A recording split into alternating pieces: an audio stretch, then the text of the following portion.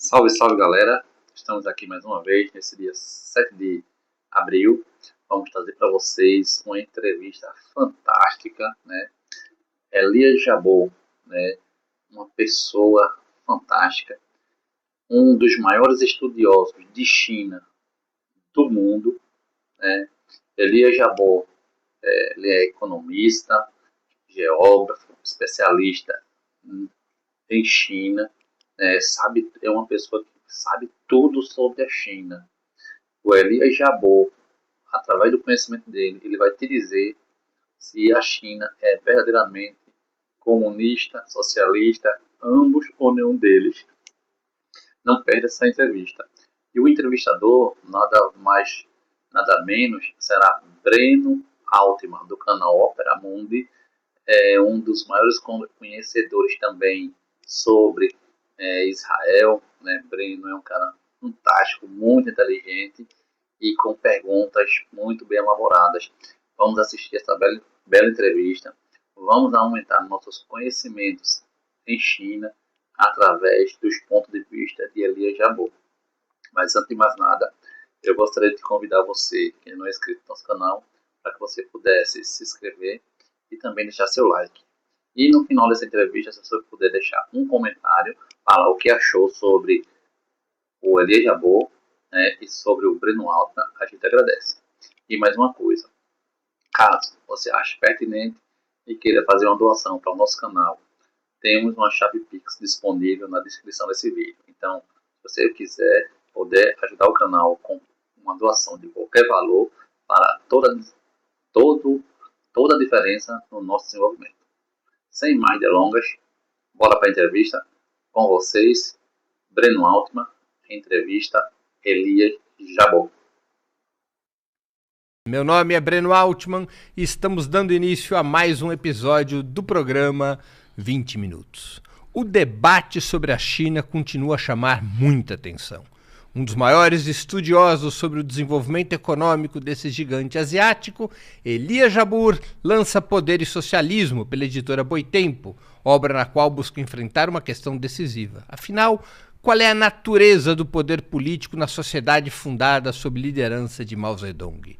Ao longo do livro, Jabbour propõe uma releitura do papel do Estado, do planejamento econômico e das dinâmicas de soberania nacional, dialogando com a tradição marxista, mas também com os desafios do presente. Em um momento no qual a esquerda mundial procura caminhos diante da crise econômica, das disputas geopolíticas e do colapso da ordem liberal, suas teses recolocam o socialismo no terreno estratégico. Não apenas como ideal, mas como projeto de poder. Fiquem conosco, já vamos começar.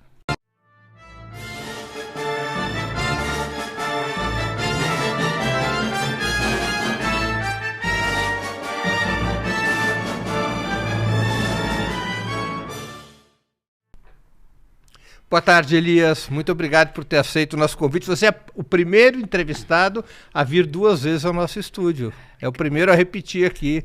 Você estreou o estúdio. Sim. E agora está aqui de novo. Eu não sei nem o que dizer, porque eu fico até... Eu já sou uma figura tímida, né? E ser entrevistado por você me deixa mais tímido ainda, porque eu não sei o que vem daí, né? Porque é um cara muito inteligente, né? Costuma deixar os entrevistados em lençóis meio estranhos, no sentido positivo da palavra, né? Tamo aí. Mas de toda maneira, e hoje é noite de lançamento do seu livro. Exatamente. A gente vai ao longo do programa aqui lembrar o pessoal. Sim. Vai ser aqui no Tucarena, né? Tucarena, 19 horas, o lançamento. Eu, o Zé Cobori, vamos debater. Ah, o Zé Cobori vai estar junto também. Vai estar junto à mesa. Perfeito, vai ótimo. Vai ter um debate sobre a China com o Zé Cobori. 19 horas, hoje, que é dia 25 de março. O Tucarena, que é aqui em São Paulo, que fica na rua Ministro...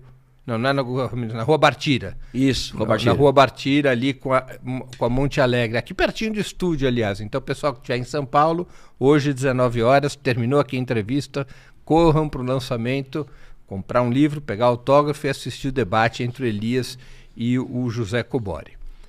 Elias, nesse seu novo livro, você propõe uma reflexão sobre a relação entre poder e socialismo, como está no próprio título. Qual é a tese central que organiza a obra? A tese central, primeiro, a primeira demarcação é muito clara que para nós o marxismo ele é a ciência do poder político, então nós limpamos o terreno sobre o que é a natureza do marxismo. Então, para nós, o marxismo é a ciência do poder político. Ciência é essa que se desenvolve a partir de duas camadas de duas dinâmicas. A primeira é a do poder político propriamente dito, ou seja, da experiência dos partidos comunistas do poder, né? E a segunda, da luta dos povos em cada realidade nacional, que ao se aprenderem das leis da política, ou das leis, as leis do movimento de cada nação, constrói estratégias e táticas e adapta o marxismo àquela época histórica. Então, é disso que se trata, ou seja, ao tomar o marxismo como uma ciência do poder político, analisar a dinâmica chinesa, e a partir da dinâmica chinesa, também, de forma ousada, construir e entregar para o leitor uma teoria do socialismo adaptada à nossa época histórica, tendo a China como a sua principal expressão, né? O Marx se dedicou muito do seu esforço para estudar a economia, a economia capitalista em especial. Esse foi o centro da sua obra principal, o Capital. Por que, na sua compreensão, a questão do poder político é a transcendental na obra de Marx?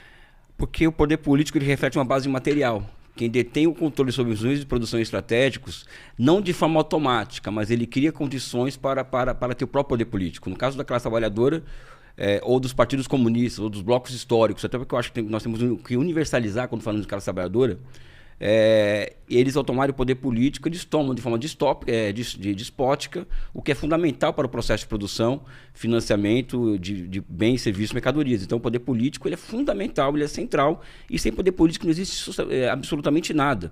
Inclusive, numa discussão que eu tive recentemente com um deputado do Novo, aqui o Leonardo Siqueira, ele falando do capitalismo é livre mercado, o capitalismo é isso, o capitalismo é aquilo, ele falou, pessoal, Leonardo, o capitalismo é poder e monopólio, né? O socialismo também é poder e monopólio. É poder político exercido por um bloco histórico, né, e um monopólio sobre o que é fundamental para o funcionamento daquela sociedade, né? Eu acho que não tem... É meio que... A mais B, Bar, sabe? Lé com Cré, ou seja, é impossível falar em socialismo fora dos marcos do poder político que orientam a sociedade para a construção de uma base material para a consecução de uma estratégia socializante. Não vejo assim... qual o porquê da polêmica? Assim, não é com você, Breno, mas eu não vejo qual o porquê da polêmica, né? Isso tem a ver com aquela resposta que o Lenin deu quando perguntaram uma vez a ele o que era o socialismo, e ele disse, é o poder dos soviets mais eletrificação? Então, mais eletrificação é porque ele coloca algo que nós resgatamos no livro, que é o seguinte, nós tentamos reconceituar o socialismo a partir do seguinte, olha, o socialismo como tudo ele é historicamente concebido, então como é historicamente concebido, a sua concepção vai estar historicamente determinada. Como o socialismo acontece em sociedades muito atrasadas ou começa do zero, o desenvolvimento das suas produtivas ele tem que ser uma categoria alçada ao grau de algo que sustente uma teoria do socialismo. Então o Lenin, quando fala isso, que envolve o poder, mas a eletrificação, ele coloca a dimensão da centralidade do desenvolvimento das suas produtivas na conceituação do socialismo. É o que nós tentamos fazer nesse livro, inclusive, né? Quer dizer, a China também teve que fazer frente a essa tarefa, desenvolver as forças produtivas num país muito atrasado. Ainda tem. Aliás, é bom trazer os dados aqui. O Fernando Haddad esteve aqui. Um abraço, Fernando Haddad, meu amigo, mas nós discordamos profundamente sobre a China, né? Eles não dimensionam e não colocam acento na questão das forças produtivas, né? Então coloca-se no mundo abstrato que seria socialismo, né? Mas vamos lá. Aliás, falam que acho que o socialismo seria a libertação humana, algo do tipo, né? E a libertação humana num país como a China seria o quê? A China era o país mais pobre do mundo em 49, tá? Mais pobre do mundo mesmo, renda per capita. Expectativa de vida de 35 anos de idade. 30% dos homens viciados em ópio. 90% da população analfabeta. Hoje a China conseguiu superar todas essas barreiras e se chegar ao ponto de estar disputando a quarta revolução industrial.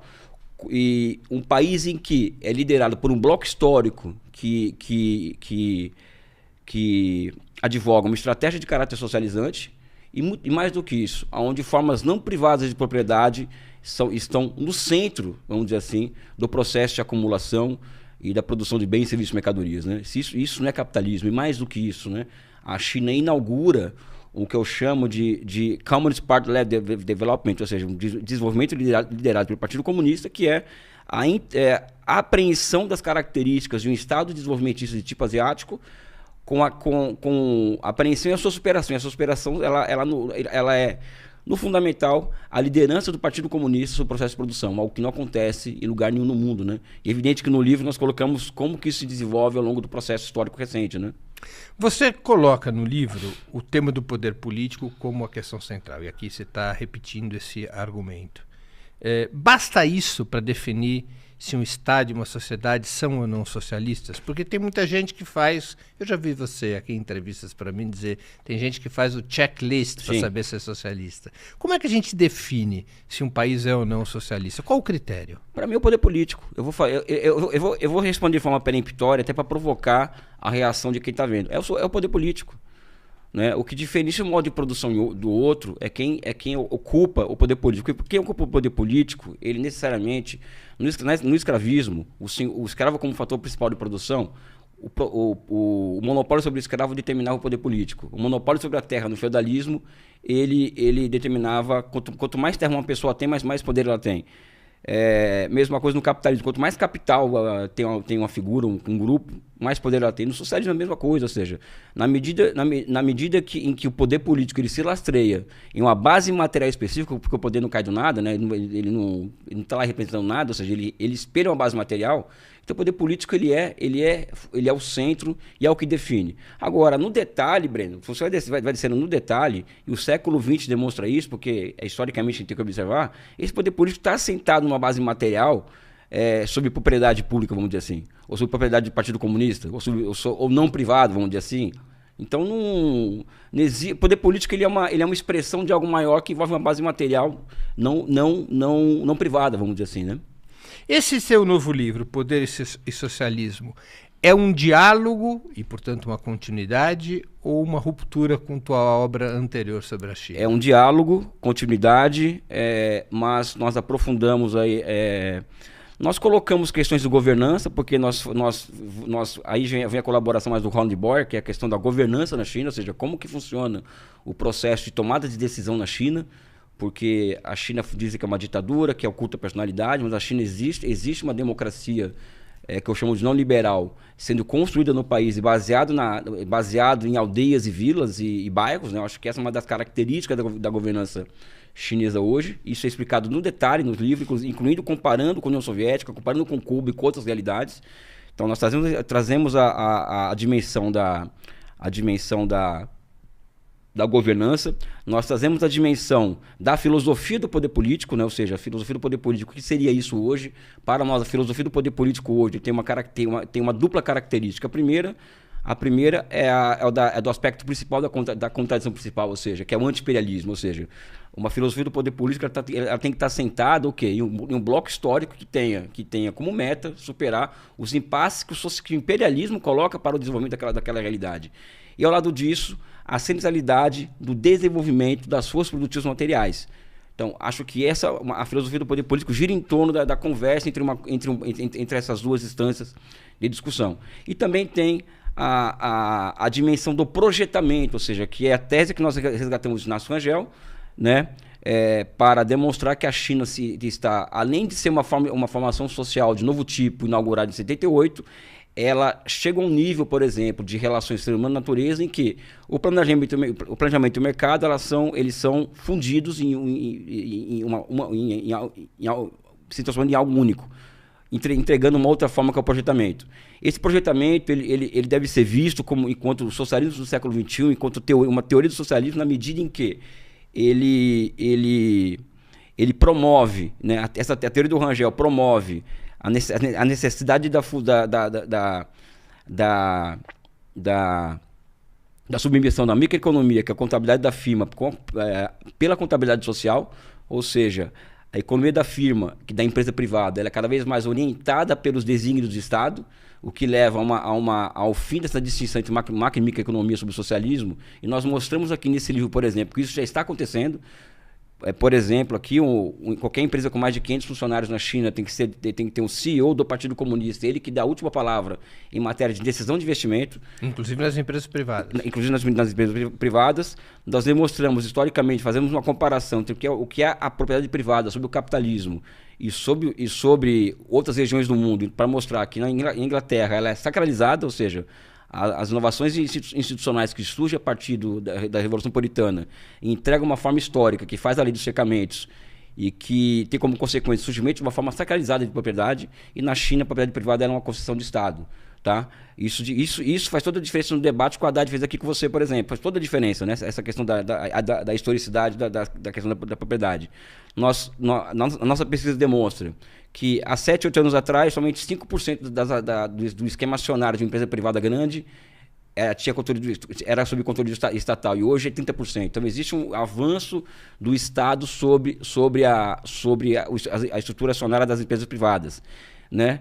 E isso leva, por exemplo, cada vez maior protagonismo do Partido Comunista sobre aquela empresa. Eu falo por Partido Comunista que não é o Estado, é o Partido Comunista, inclusive, que opera dentro das empresas. E mais do que isso, o setor público da economia, apesar de minoritário em termos de tamanho, é quem determina os efeitos de cadeamento e ciclo de acumulação de toda a economia. Né? Tem uma espécie de golden share. É a golden share, exatamente. Inclusive as big techs, por exemplo, não se coloca isso no debate. Há 2 anos atrás, de forma despótica, o Partido Comunista tomou para si a golden share de todas as big techs, que eram privadas. Ou seja, isso é a fusão da microeconomia com a macroeconomia na veia. Né? Então, e é o que o Rangel coloca: o projetamento é uma sociedade onde a microeconomia vai se subsumir à macroeconomia. E mais do que isso, é uma sociedade, desculpa me alongar na resposta, não, imagina, porque eu acho que, como teve o Fernando aqui esses dias, a gente tem que, né, ir no detalhe, porque eles não vão no detalhe. Né? Eles fazem uma caricatura do que é a China, do que é socialismo, do que é capitalismo, não vão no detalhe. Né? Eu acho que essa coisa que envolve, por exemplo, o desemprego, por exemplo, para o Rangel, ele coloca que o papel de uma economia de projetamento, uma economia onde os projetos eles provocam efeitos globais, tanto locais quanto específicos, específicos quanto globais da economia. O planner, o economista de projetos, o papel dele é restringir o desemprego a uma circunstância histórica do capitalismo. E no socialismo deveria superar essa circunstância. Hoje você tem, por exemplo, de 1 a 2 milhões de pessoas que estão trabalhando o dia inteiro para saber aonde estão os prováveis pontos de estrangulamento da economia chinesa. Acho que esse é um ponto fundamental, ou seja, a matriz de um produto que na União Soviética demorava 6 meses para ficar pronto. E a partir disso elaborava-se o plano quinquenal. Na China fica pronto em 18 minutos. Né? Então eles sabem em tempo real onde pode o carro parar ali na China. Um planner chinês, de 1 milhão a 2 milhões de pessoas, eles têm 2 obrigações: criar condições e abrir novos campos de acumulação para a geração de 12 milhões de empregos urbanos ao ano, e mais do que 12 milhões de empregos urbanos por ano, ao mesmo tempo em provocar catch-up da economia. Né? Ou seja, continuar promovendo avanço tecnológico. Então, o homem novo e a mulher nova sob o socialismo do Che Guevara, na minha opinião, são esses planners chineses, que operam 24 horas por dia procurando soluções reais, problemas reais que a sociedade, que o processo de desenvolvimento entrega a eles. Agora, esses planners, esses planejadores, eles não são uma carreira, eles não são uma profissão, eles são uma função. Agente das mais diferentes carreiras. Né? Sim, são sociólogo, geógrafo, é de tudo. E eu conheci muita gente. Na China, quando eu estive lá, por exemplo, eu fui assim... Você coloca... queria explorar um pouco isso. Claro. Você coloca essa questão do poder no centro do debate sobre socialismo. E aí vem uma pergunta que todo mundo... tem na cabeça, ou muita gente tem na cabeça. Como é que você definiria o regime político chinês? Não tem razão os liberais, e mesmo setores de esquerda, quando o definem como autoritário? Cara, agora é o tipo da pergunta, como a gente está preparado? Eu não vou ser arrogante, né? Como a gente é muito preparado a discutir uma coisa de um certo nível, a gente não está preparado para discutir nesse nível de ser autoritário ou não, né? Eu sei qual que é o teu ponto. Né? Em todo e qualquer regime, o governo é autoritário por natureza. Quem tem o poder de coerção do Estado, quem tem o poder de coerção e o poder do Estado tem o poder da violência sobre a classe que não está no poder. Né? Eu acho que a China é um Estado autoritário, como os Estados Unidos como o Brasil é. Vale aquela tese de que o Estado é sempre o poder... É a ditadura de uma classe sobre outra. Não, com certeza. Mas no caso da China, eu acho que é de um bloco histórico, né? Isso aí não é uma... vamos sair da simplificação aqui, né? Que é sempre o seu objetivo quando faz esse tipo de pergunta. Ele é um Estado autoritário diante da ameaça estrangeira, porque isso é um fato. A geopolítica determina, inclusive, o grau de democracia de uma sociedade. Vieram o caso da Nicarágua, teve que fazer eleições aí em 84, teve as eleições lá, se eu não me Teve engano. em 84 e teve em 90. Em 84 os sandistas ganharam. Em 90 confusão na cabeça, ou seja, então a geopolítica ela determina o grau de abertura democrática na sociedade na Venezuela, a mesma coisa, e os Estados Unidos a mesma coisa, com o Bush, depois do 11 de setembro. Agora, é um governo que representa, do ponto de vista do bloco histórico que está no poder, os interesses gerais da sociedade, e não os interesses do capital, né? Então, como que isso se revela, por exemplo? Se revela no fato da China, vou falar da minha área que é economia, de a China hoje ser uma economia que ela é completamente orientada à construção de utilidades, que é algo que é uma categoria rangeliana, que o Rangel constrói, do que bens públicos, né? A de massificar bens públicos. A China não é mais uma economia orientada à construção de valores de troca. A China hoje... Não é orientada à produção de mercadorias. Classicamente, né? Hoje a China é uma economia o seu centro é a construção de grandes bens públicos, né? Ou seja, isso... Bens públicos são meios de transporte... 50 mil quilômetros de trem de alta velocidade em 20 anos. Ou seja, que país capitalista é capaz de fazer isso?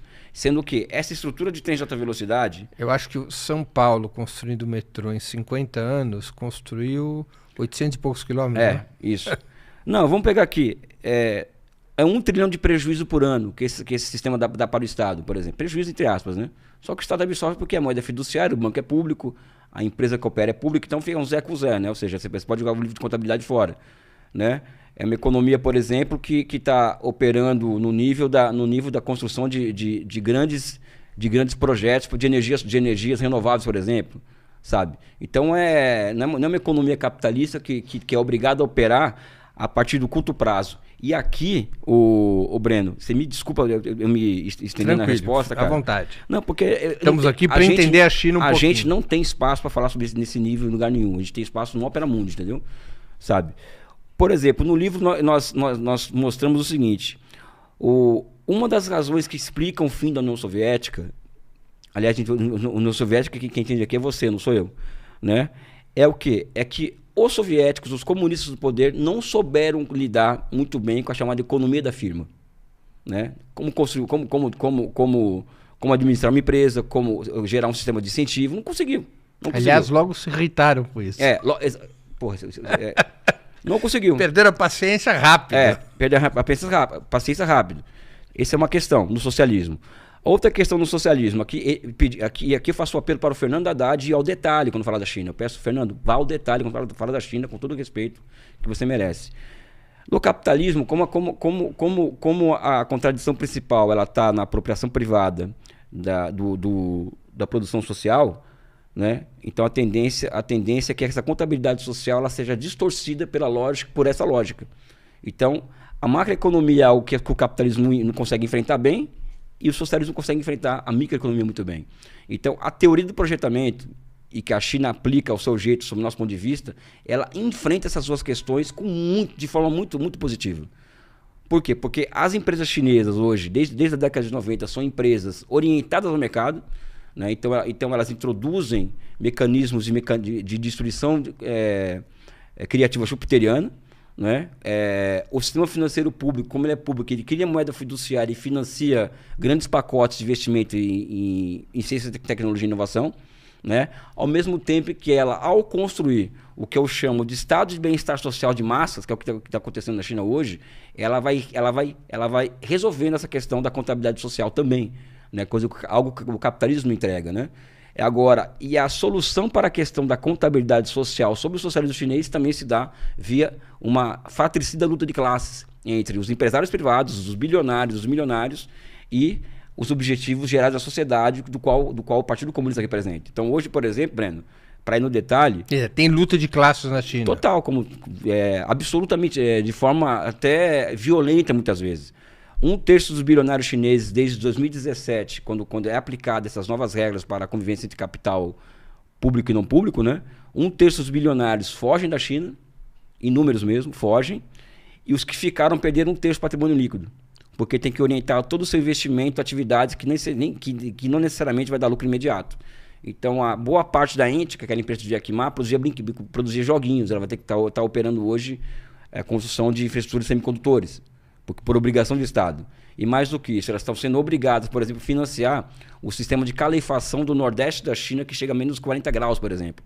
São empresas privadas, né? O que significa que a China hoje ela entrega formas históricas de propriedade a partir dessas combinações de privado e público, né? Que se assemelham cada vez mais a formas não públicas de propriedade no setor privado do que a propriedade privada pura e simplesmente, né? Eu acho, né? Quer dizer, a ideia de que a burguesia chinesa seria uma classe dominante e o Partido Comunista seria a classe dirigente dessa mesma burguesia, essa ideia você não concorda com ela? Não concordo. Primeiro que a classe... É difícil falar o que seria a classe dominante da China, porque eu acho que o que acontece na China hoje é que esse bloco histórico ele representa os interesses gerais da sociedade. E quando nós vamos observar o que acontece de fato na sociedade chinesa, no seu dia a dia, é que a sociedade está tendo ganhos monumentais. Mas quem integra esse bloco histórico? Ainda prevalece aquela tese das 4 classes? Eu acho que sim. Essas 4 classes. Essas quatro proletariado, urbano. Camponês, proletariado, burguesia industrial nacional e pequena burguesia. Eu acho que esse é o bloco histórico, só que sob predominância do Partido Comunista, né? Que a estrela das 4 é a maior estrela, né? Então, esse é o bloco histórico que comanda aquela sociedade. E você vê, por exemplo, que na China você não tem uma denúncia de trabalho semi-escravo numa empresa privada, que em 10 dias já não tem uma denúncia no Ministério Público e em 20 dias não tem uma solução, por exemplo. Isso não é uma opinião, os dados dizem isso. Não é? Então, é uma governança que é muito responsiva aos anseios da sociedade. Esse que é o X da questão. É um dado que eu sempre trago nas minhas entrevistas, mas isso é interessante mostrar que, primeiro, que os salários da China crescem acima da produtividade e da inflação do PIB há 20 anos. Né? Isso não é algo que vai ao encontro dos interesses da burguesia chinesa, por exemplo. Mas tem que engolir esse negócio. Né? A mais-valia está caindo. Está caindo até porque a desigualdade chega num ponto de insuportável também na China. Também a China é uma sociedade boazinha, uma sociedade legal. Né? Eles enfrentam suas contradições também, que para mim são as contradições da história do nosso movimento, Breno. Não é as contradições da China porque é feia. O nosso movimento é obrigado, o meu teu obrigado a agir de países. Esses países vão ter a tendência, como um movimento novo, é mais errado do que acertar. Então a China cometeu muitos erros e continua cometendo muitos erros na sua governança, né? Agora, ainda sobre o tema do regime político chinês, você disse que é uma democracia iliberal. Sim. Ele tem eficácia como poder popular ou ele é apenas uma representação sem maiores funções reais na sociedade? Breno, há 20 anos atrás eu poderia concordar com essa opinião, né? O que eu falaria há 20 anos atrás, eu continuo falando hoje. Olha, da mesma forma que as instituições que a burguesia cria para gerir o Estado, elas engatearam desde a Revolução Francesa até hoje, elas estão ainda sendo formadas, né? No socialismo é a mesma coisa. O que acontece na China é que o nível de bairro e de aldeia estão cada vez mais empoderados por conta de rede social, por conta do papel das redes sociais. Por exemplo, você sabe qual foi a grande polêmica nas últimas 2 sessões, que é a Assembleia Popular Nacional e o Conselho Político? A grande polêmica ali dentro, que foi travada ali dentro, trabalhadores de aplicativos. Por quê? Porque o anseio várias denúncias nas redes sociais chinesas sobre a questão do trabalho semi-escravo, ou o que chamam de semi-proletariado, ou de condições insalubres, mobilizou a sociedade de tal jeito que isso chegou ao parlamento chinês e foi além da questão tecnológica, além do próprio 15º plano quinquenal, a questão dos trabalhadores de aplicativos. Ou seja, isso foi o centro da grande debate que houve ali dentro. E saiu de lá uma série de leis e regulamentos para elevar o status desses trabalhadores daquela sociedade, algo que já acontece há algum tempo. Né? Mais do que isso, de baixo, ou seja, da base da aldeia e dos bairros citadinos, chegaram a mais de 3 mil propostas de emendas ao 15º plano quinquenal. O que significa que esse plano quinquenal que a China está executando hoje foi discutido de baixo para cima também. Né? Então acredito que a China, isso eu vi na China também, ninguém me falou. Eu morei no bairro em Xangai, por exemplo, que estava tendo uma reunião do comitê do partido do bairro para autorizar se ia ter um prédio ou não ali. Ou seja, foram 3 semanas de discussão se ia ter ou não. Então acho que a China está começando a entregar uma forma histórica de democracia direta muito interessante, que em certa medida remonta às formas históricas do modo de produção asiática, quando os camponeses se auto-organizavam, auto-geriam a produção, e hoje, de uma certa medida, está se replicando isso no país, né? Esse sistema de assembleias locais funciona nas grandes cidades? Funciona, no nível de bairro, funciona. Funciona muito, inclusive. Muito. Não funciona pouco. Na China eu percebo, eu tinha um bairro que eu morava, que eu sabia que tinha as reuniões dessa Assembleia Popular local, né? E o que acontece, que eu percebo, né? O representante da Assembleia Popular Nacional que mora no bairro, porque ali é eleição direta, né? Ele é cobrado o tempo inteiro na base, né? Para entregar soluções. Então, quando tem um buraco na rua, por exemplo, esse cara que recebe a ligação. O deputado federal do local, né? Como é que é esse sistema institucional na China? Ou seja, qual é o nível mais baixo de poder e como é que chega até o nível mais alto? É o representante de quarteirão, tá? Eleito pelo quarteirão. Eleito pelo quarteirão, depois do quarteirão tem o do bairro. Como é que apresenta a candidatura? Oi?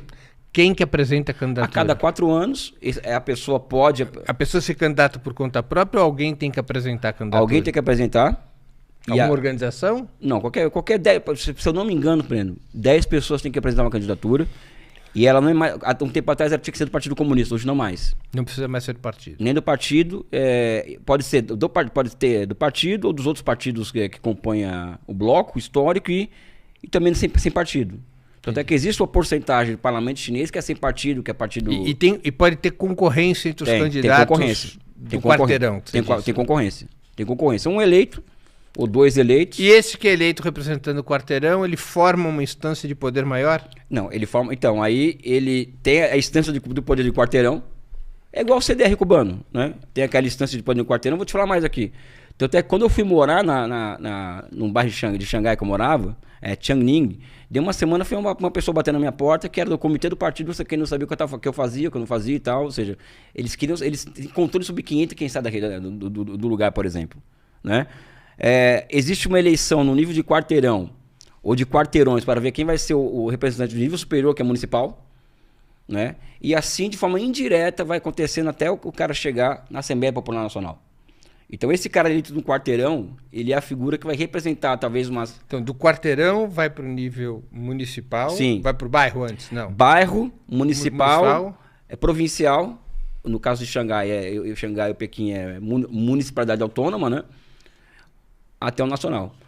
Assim, a Assembleia do Poder Popular ali, a Assembleia, como lá chama Assembleia... Popular Nacional. Assembleia Popular Nacional, eles são eleitos a partir desse sistema piramidal, não é um processo de eleição direta? Não, é piramidal e mais, eles ficam lá em Pequim só de 15 dias por ano e voltam para suas bases. Eles não são políticos profissionais? Não são. Ao contrário. Eles não ganham para ser políticos? Não ganham para ser políticos. Que maravilha. Eles são cobrados pela base, tanto é que a rotatividade do poder no parlamento chinês, o parlamento chinês, se eu não me engano, posso estar enganado, pode puxar no chat GPT, alguma outra coisa aí, um outro mecanismo, o deputado federal na China muda em 46% a cada legislação, não é o mesmo. Porque é uma rotatividade muito grande, eles estão em teste o tempo inteiro, existe um controle do Partido Comunista sobre o que acontece ali, e se o cara não entrega, ele sai, ele não é eleito. Isso não é um mundo ideal, não é um mundo de Bob, é o que acontece na China hoje, né? Então, acho que a China está conseguindo entregar um sistema de representatividade que eu acho muito interessante de ser estudado. Uma pergunta. Fala. Por que as mulheres têm, aparentemente, tão pouca participação nas instâncias de alto poder na China? Então, o que eu percebo, é percepção, tá? É percepção. É de que existe um processo de baixo para cima em que as mulheres vão ocupando de forma lenta, gradual e segura mais espaço.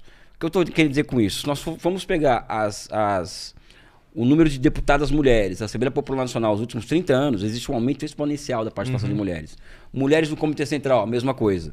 E isso em breve vai se refletir no Politburo em outras instâncias. Então não existe um chamado artificialismo, tá? Não estou falando isso, estou colocando aspas, né? De cota para mulheres, por exemplo. O que acontece é que ali é um sistema de meritocracia na China, e que as mulheres elas têm sido chamadas a ocupar cada vez mais funções naquela sociedade. E essas funções nessa sociedade acabam refletindo no poder político.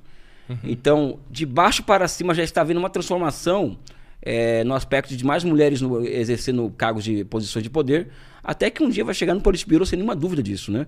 Agora, Hoje não tem nenhuma mulher no Politburo. Não tem. Mas qual que é a questão, né?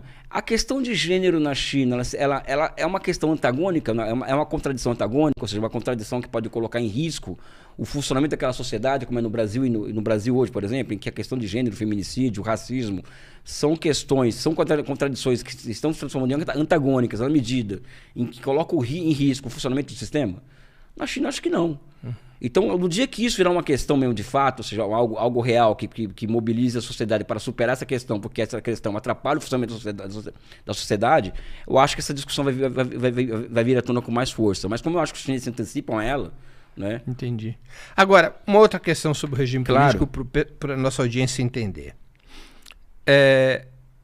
Qual é o papel das instituições do Estado, que você descreveu aqui, a estrutura eletiva, não é? Do bairro, do quarteirão para o bairro, do bairro para o município, do município para a província, da província para a nação. Essa Assembleia Nacional Popular, ela é quem elege o governo, não é? Quem constitui o governo do país. Aí é o Poder Executivo, e essa Assembleia também é quem elege os representantes das Cortes Supremas. Perfeito. Qual é a relação entre essa institucionalidade do Estado e o Partido Comunista? O Partido Comunista acaba que em tese, primeiro que o Partido Comunista, existe uma opinião, que eu acho uma forma pejorativa de chamar a China, que assim como chamava a União Soviética, de partido de Estado. Eu acho uma forma pejorativa. Porque o que acontece na China é o contrário, né? O Estado é controlado pelo partido. Não existe uma fusão dos dois, do Estado com o partido. Então, por exemplo, uma simbologia aqui. O Xi Jinping ele introduziu uma norma simbólica do seguinte: toda parada militar ela se inicia com 3 bandeiras. A primeira bandeira do partido, a segunda da China e a terceira do exército. Então a bandeira do partido está à frente da bandeira do país. Ou seja, na China, o Partido Comunista controla o Estado. Então o Partido Comunista controla o Estado, controla esses poderes, controla todas essas instâncias de poder. Basicamente isso, né? Ou seja, e os poderes do partido são poderes de supervisão sobre o Estado. Supervisão e controle, né? Sim, eu digo, mas ele não está controlando quem é eleito, quem não é eleito para a Assembleia Nacional Popular, tá certo? Não. Porque isso é uma das coisas que dizem. Não, só pode ser... Mentira. Você está dizendo que não, você não precisa ser do partido para ser eleito. Isso não é e verdade. a Assembleia Nacional Popular tem bastante poder. Sim, sim. O partido funciona como um poder de supervisão. Sim, sim. Aliás, esse é o nome que está na Constituição, se não me engano, de quando se fala do sistema político chinês. É um sistema multipartidário, onde os partidos democráticos eles trabalham em cooperação e sob supervisão com o Partido Comunista. Eu acho que se eu falso engano, essa é a palavra que eles usam, que é a de supervisão, ou seja, o papel do Partido Comunista. Por que na China o exército é subordinado ao partido e não ao Estado? Porque o partido chega ao poder do Estado, né?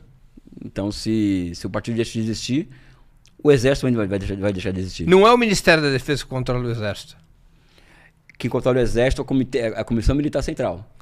Do partido. Do partido. Do partido. Que é uma coisa original. É original. Porque na União Soviética não era assim, por exemplo. Eu não sei. Acho que você sabe melhor que... Era o Ministério da Defesa. O partido não era o dono do exército. Aí que tá. Na China, a Comissão Militar Central controla o Ministério da Defesa, não controla, assim como, por exemplo, o Conselho de Estado controla as instituições de planejamento, as instituições que controlam as empresas públicas, né? Ou seja, é o partido que controla diretamente essas organizações, né? Entendi. Deixa eu agora pegar um aspecto teórico do teu livro sobre este tema da governança, que me chama a atenção. Por coincidência, esse é um assunto que eu tenho acompanhado em outras entrevistas. No livro você contrapõe ali, sem, claro, ter condições de detalhar, mas você contrapõe a experiência chinesa ao chamado marxismo ocidental. Tá? O marxismo ocidental, pessoal, é uma corrente, assim classificada pelos próprios nos anos 60, né? Por ser uma tentativa de elaborar uma teoria marxista para os países capitalistas desenvolvidos. Essa corrente, especialmente depois dos anos 60, ela propunha a democracia como tema central do socialismo, que o problema principal do marxismo no Ocidente era o reencontro entre o socialismo e a democracia. Por que os defensores desta corrente, na sua opinião, estariam errados? Esse não é um problema real, o problema da democracia para o socialismo? Eu acho que aí o Engels falava que o socialismo era batalha também definia o socialismo como uma batalha pela democracia, se não me engano. Se me corrija se eu estiver errado. O Engels, ele falava isso. Primeiro que a luta anticolonial, dado o peso que ela tem, dado a violência que existe em torno dessa luta, que é a luta anticolonial, anti-imperialista, a vitória de partidos comunistas no poder, de partidos comunistas ou de blocos históricos anti-imperialistas, já é uma vitória da questão democrática. Breno, aí eu não quero te entrevistar, mas eu acho que há de concordar comigo, ou seja, é uma vitória democrática, entendeu? É uma grande vitória democrática, ou seja, o partido dos oprimidos, das classes oprimidas, das nações oprimidas, elas alcançam o poder político em sociedades semifeudais, ultra-exploradas, e sob o quê? Sob a mais ampla violência do imperialismo. Então, acho que é uma baita vitória da democracia. Então, isso que eu ia te perguntar, é uma não discussão para mim. Existem polêmicas, Breno, seria um ponto de arrogância, sabe? Que eu acho que elas não deveriam nem existir, eu acho. Uma delas é essa, sabe? Porque eu acho que a luta anti-imperialista e a vitória de partidos e blocos históricos anti-imperialistas, ela já é uma ampla vitória democrática, né? Agora, o que é democracia mesmo, né?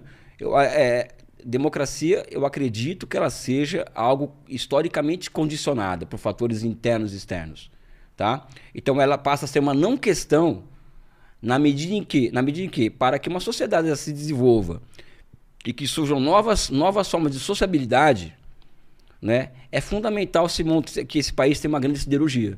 Para o quê? Para construir mísseis, carros de combate, bombas nucleares. Sem uma siderurgia e sem que uma sociedade seja capaz de se proteger, não existe condições de haver democracia. Isso é colocar a ideia na frente da matéria, literalmente. Né? Então, para mim, é uma não discussão por essa questão que eu coloquei anterior, né? Porque para mim a Revolução de 49 talvez seja a maior vitória da democracia da história humana, sabe? A maior vitória democrática da história humana foi a Revolução de 49, evidentemente inspirada na Revolução Russa. Além de que a manutenção e a construção de um sistema de um outro grau de sociabilidade, vamos usar esse termo aqui, demanda capacidade desse país ter uma base material que proteja a sociedade e proteja as instituições que vão bancar uma democracia não liberal. Os marxistas ocidentais, ou muitos deles, ou quase todos eles, dizem o seguinte, que foi uma derrota para a esquerda, que é uma derrota para a esquerda, o fato do Ocidente liberal e capitalista ter mais liberdade do que os países nos quais se construiu ou se tentou construir uma sociedade socialista. Que isso é uma derrota para o marxismo. E que essa derrota impugna a adesão de amplas massas, especialmente nos países capitalistas, ao socialismo. Você acha que essa crítica é improcedente? O Ocidente liberal, o Ocidente capitalista, não tem mais liberdade no Ocidente capitalista do que nos países socialistas? De forma... Primeiro que é tão... O Marx, ele dizia, não sei se também me corrige, tá, Breno? Eu tenho a humildade de te perguntar aqui, que um lord inglês, ele é um lord na Inglaterra, não é isso? Ele é um feroz, uma figura feroz na periferia, né? Tem um termo que o Marx usa, né? Que ele é um lord na Inglaterra, um liberal, um lord na Inglaterra e vamos dizer, um fascista na África, né? Então, onde existe democracia mesmo? Vamos lá. É os países capitalistas centrais? É uma comparação? Né? Mas tudo bem, a União Soviética, os países do leste, por exemplo, e Cuba, viviam sob cerco, bloqueio, coerção econômica, cerco militar, ameaça militar constante. Porque por exemplo, quando se coloca essa questão democrática para nós aqui, eu novamente me remeto ao nosso amigo Fernando. Por que o Fernando não coloca um dado aqui? A União Soviética foi invadida por 14 países imperialistas na década um ano seguinte da Revolução. A China ela foi isolada do mundo durante até 71. Ela foi isolada como a Coreia do Norte é hoje. Né? Então, como vai se cobrar democracia numa sociedade que é cercada, bloqueada, vive em estado de exceção? Porque é disso que se trata, o Breno. Coreia do Norte, Cuba, Venezuela são estados de exceção, então não existe como desenvolver suas instituições democráticas em estado de exceção. Se o marxismo ocidental provar para mim, ou os marxistas ocidentais provarem para mim que isso é possível, eu deixo minhas convicções de lado a partir de agora. Então tem que historicizar a questão, tem que ter visão de conjunto do processo, porque para eles não teve democracia. Mas me fala, coloca outras determinações do concreto, entendeu? União Soviética é um estado de exceção, Cuba estado de exceção, China estado de exceção, Coreia Popular estado de exceção, Vietnã passou por mais de 30 anos de guerra, Né? Que democracia que eles querem no Vietnã, por exemplo, depois, recebendo na palma e na cabeça? Sabe? Eu não sei se eu estou correto na minha, mas eu quero que eles me mostrem mais do que isso. Eu desafio esses intelectuais a mostrarem para mim, por exemplo, qual experiência que eles de poder político que eles entregaram ou que eles apoiam para mostrar, olha, isso aqui é o socialismo melhor que da União Soviética e da China. É um desafio que eu faço a ele todos os dias. O do Chile do Boric, por exemplo, que a esquerda inteira ficou tendo delírios e gozos vendo a eleição do Boric, por exemplo. O Cast gostou do Boris. Quem? O Cast exatamente. gostou do Boris. Não, eu desafio, por exemplo, tem uma corrente aqui no Brasil que é chamada Nova Esquerda, não sei, tem até um amigo meu que é um dos cabeças, né? E colocava a questão do Chile como um turning point, ou a Grécia como um turning point. Cadê, pessoal?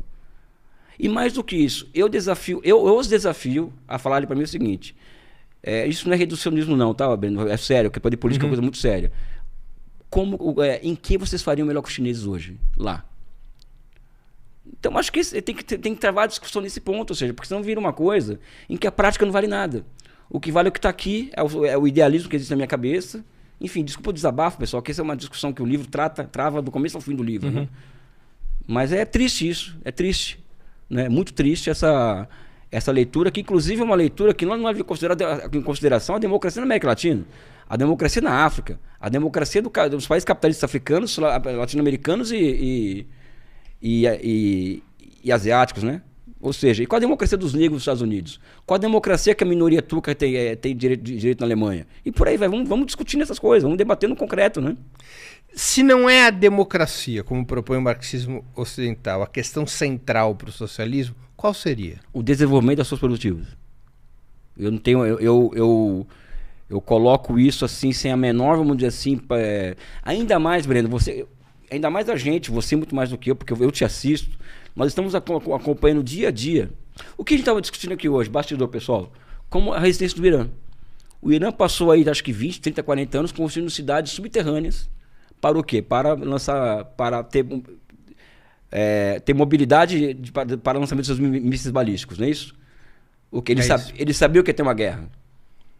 Né? O que é isso? Isso é desenvolvimento das forças produtivas, porque eles estão sob ameaça. Então, o socialismo como uma forma histórica nova e militarmente inferior ao capitalismo, da mesma forma que Gênova e Veneza foram experiências de capitalismo que sucumbiram ao feudalismo forte militarmente, a questão central ainda é... Mas basta o desenvolvimento das forças produtivas? Não. Por si só, o desenvolvimento das forças produtivas leva à felicidade do povo? Muito pelo contrário, mas sem ela não existe felicidade. Ela é um elemento fundamental. Não tem felicidade na escassez. Não tem felicidade. É nem bonito isso. Nem bonito. A China, por exemplo, hoje... Aliás, está tendo uma onda de gente que está indo para a China agora, que é Instagramer e tal, que tu volta de lá encantado, né? Sabe? A China não alcançaria hoje os resultados que ela entrega para a sua população, entre elas, o que é solenemente ignorado, inclusive pelo meu amigo Fernando Haddad, que é a eliminação da pobreza extrema. Se alguém acha que é de menos um país de 1,4 bilhão de habitantes eliminar a pobreza extrema num país que tem somente 5% das terras aráveis do mundo e que 90% da população vive em 50% do território, com escassez de água potável, por exemplo. A China tem problema de água. Se isso passa batido, eu pergunto, o capitalismo é capaz de entregar isso? No concreto, é capaz? Não é capaz de entregar. Se não entregaria na China, entregaria na Índia, em qualquer lugar com mais de 100 milhões de habitantes. Não entrega. Né? Vamos no concreto. O capitalismo entrega isso? O capitalismo entrega a possibilidade, por exemplo, de se construir 50 mil quilômetros de alta velocidade em 10 anos, 20 anos? Não. E vou te falar mas isso é felicidade, para que você conheceu a China e você já andou, entende a alta velocidade. Entende a alta velocidade é uma revolução social, Breno. Eu falo aqui, repito aqui, um trem de alta velocidade é uma revolução social. Tempo é vida. E não é somente isso, é uma delícia, entendeu? E é barato andar na China de trem de alta velocidade. É uma revolução. Você tem um Xangai, por exemplo, saindo de... Para mim, que tenho medo de avião, trem de alta velocidade é uma outra vida. Mais do que isso, Xangai tinha 0 km de metrô em 96, hoje tem mais de 580 km de metrô. Isso é uma revolução que o capitalismo é incapaz de entregar. Não entrega. Então isso só se entrega por quê? Porque a China construiu base material para isso. Desenvolveu as forças produtivas para isso. E hoje eles desenvolvem forças produtivas a outro patamar, a ponto da inteligência artificial, ao invés de ser uma arma de guerra, como é aqui no Ocidente, ela está se transformando em algo fundamental na construção de um estado de bem-estar social de massas no país. Hoje uma pessoa chega numa cabine na China, ela consegue ter um diagnóstico completo, um check-up completo, em meia hora na vida daquela cabine, sabe? Inclusive com os remédios que tem que tomar e tal, e tomar, o médico ela tem que ir especialista, isso em meia hora, entendeu? No livro, você já tinha feito isso no seu livro anterior, eu vi de forma muito mais detalhada, aprofundada no livro atual, Poder e Socialismo. A China passou por fases, né? Como é que você caracterizaria a fase atual e as anteriores? Eu acho que eu coloco, eu tenho muita, eu por conta da minha força pro PCdoB, eu sou meio traumatizado com o etapismo, né? Uhum. Então não gosto do termo fases, né? Os chineses usam fases, né? Eu acho que são processos históricos de continuidade de ruptura que vão se acumulando ao longo dos anos, né? Eu acredito que você quer 78 para cá ou antes para... Antes, apenas para o pessoal se Eu situar. acho que entre 49... Eu até me meio de uma pergunta, porque você não parte no livro da ideia de que 78 tenha sido uma ruptura com o passado. Muito pelo contrário. Então, eu queria que você explicasse isso. Primeiro Se não é uma ruptura, como é que a coisa andou? Não, a China... só existe China por causa da Revolução Socialista. Isso não tem conversa, não existe um modelo chinês sem revolução. Não, muito pelo contrário, né? O Xi Jinping tem colocado isso abertamente, com mais ênfase agora. Sem a base material criada a partir de 49, não existiria 78. Ele coloca isso abertamente. Porque existe um debate de ideias dentro da China hoje sobre isso, dentro do Partido Comunista. Né? Então, sem 49 não existiria 78, não existiria 2017, que são 3 fases, na minha opinião. Né? Fases não, 3 datas, 49, 78 e 2017. A 49, a Revolução, nesse período constrói-se uma base material que entrega para o país a possibilidade, tem uma indústria mecânica pesada, a China constrói bombas, mísseis, metrô, tudo isso entre 49 e 78. A China tem um crescimento industrial de 11% ao ano em média, o que é uma coisa impressionante. Então, o milagre chinês não começa em 78, começa em 52, com o primeiro plano quinquenal, e entrega o que eu chamo do seguinte: a China passa a ter condições de criar os seus próprios esquemas de desenvolvimento a partir dos seus próprios esquemas geopolíticos, ao contrário do Japão e da Coreia do Sul. Então, 49 e 78 é fundamental para a construção de uma base material, de um sistema nacional de inovação tecnológica, de um sistema de transportes e o mais importante, que é a soberania nacional. A China nunca mais foi invadida por nenhum país depois de 49. De 78 para cá, existe um foco de 78 até 2017, existe um foco no desenvolvimento das suas produtivas. Daqui para cá são vários experimentos feitos no país, incluindo a proeminência do privado sobre o público num certo momento histórico, a proeminência do mercado sobre o planejamento, experimentos mesmo. Aí a formação de conglomerados empresariais orientados ao mercado, a formação de um sistema público de financiamento com 144 bancos. Mas a abertura, a política de abertura e inovação, adotada no final dos anos 70... Reforma e abertura, perdão. Adotada no final dos anos 70, 78 é o marco que você está dando, ela não é uma ruptura com a maneira como funcionava a economia chinesa antes disso? Cara, mas... Não é uma ruptura com o chamado modelo de inspiração soviética? Eu acho que, se você for observar o grande salto adiante em 58, em 56, e a Revolução Cultural, também são rupturas dentro do modelo de inspiração soviética. Então, eu acho que 68 é outra ruptura, que no fundo também é continuidade, porque o objetivo continua sendo os mesmos de 49. O que acontece são diferentes experimentos, ver como vai chegar aos objetivos de 49. Então, se a gente for no detalhe, bem, agora você fez uma boa provocação, a gente pode colocar o grande salto adiante, por exemplo, em 56, como uma ruptura com o modelo soviético clássico, ou seja, acaba-se... Aliás, que deixou os soviéticos bravos. Exatamente. A Revolução Cultural é a mesma coisa, também é uma ruptura com 56, sabe? Porque, na minha visão, hoje, com a distância histórica, os chineses estavam buscando uma forma de se desenvolver, buscando uma forma de sobreviver em um mundo hostil a ela. Né? Até que chega em 78, eles percebem que não vai ter uma terceira guerra mundial envolvendo capitalismo e socialismo. Existe a possibilidade, e já está se desenhando no horizonte, uma transferência massiva de capital dos Estados Unidos, Europa e Japão, buscando melhores custos. Petrodólares, financiarização, aumento dos custos de produção nos países centrais, e a China redesenha o seu projeto nacional a partir dessa aposta na migração em massa de capital estrangeiro. né? E ela absorve elementos da NEP e elementos da crítica ao programa de Gotha de Marx. Ou seja, vamos formar uma nova forma de propriedade aqui dentro, trazer o capital estrangeiro para cá, fazer joint ventures, obrigá-los a transferir tecnologia, enfim. Isso é toda história que você já sabe, já contamos aqui outras vezes. Agora, eles, em 2017, por exemplo, eles alcançam um nível de desenvolvimento espetacular, mas também vem à tona as contradições daquele processo. Uma baita desigualdade social. Regional também.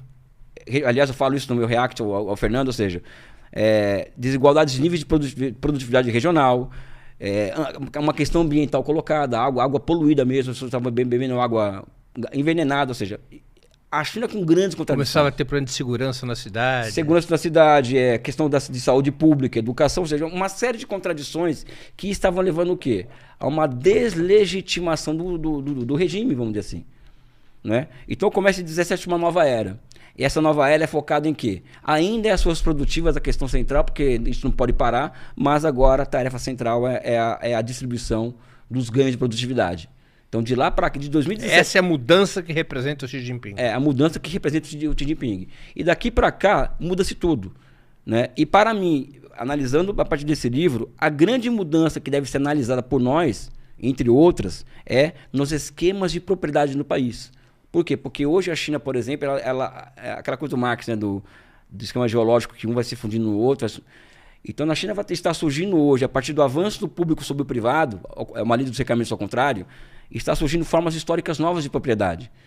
Né? Então, isso é a nova era na China, isso é uma nova onda de inovações institucionais buscando cortar na carne a questão da desigualdade a partir de novas formas históricas de propriedade. Né?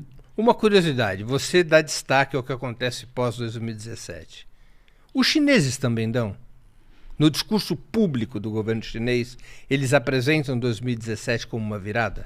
Não, eu acho, aí é uma coisa nossa, minha e do Ronald Boyer, que aliás, mais ele do que eu. Ele me convenceu disso, né? Mas aí que está a questão, né? O Xi Jinping lança o pensamento do socialismo com características chinesas para a nova era, né? Uhum. Em 2012 ainda, né? Não, essa é 18. 18. Tá. Então, e quando nós vamos observar as transformações que passa o país a partir de 2017, é evidente que existe uma ruptura com o momento anterior, né? Então, eu fui convencido de que existe uma mudança de eixo no processo de desenvolvimento baseado na construção de utilidades, de grandes utilidades, de bens públicos a partir de 2017. Né? Isso também tem a ver com a pressão norte-americana sobre a China? Também não sei se você vai concordar com o Breno Além de jornalista, é um grande intelectual marxista, né? Eu sou grande, né?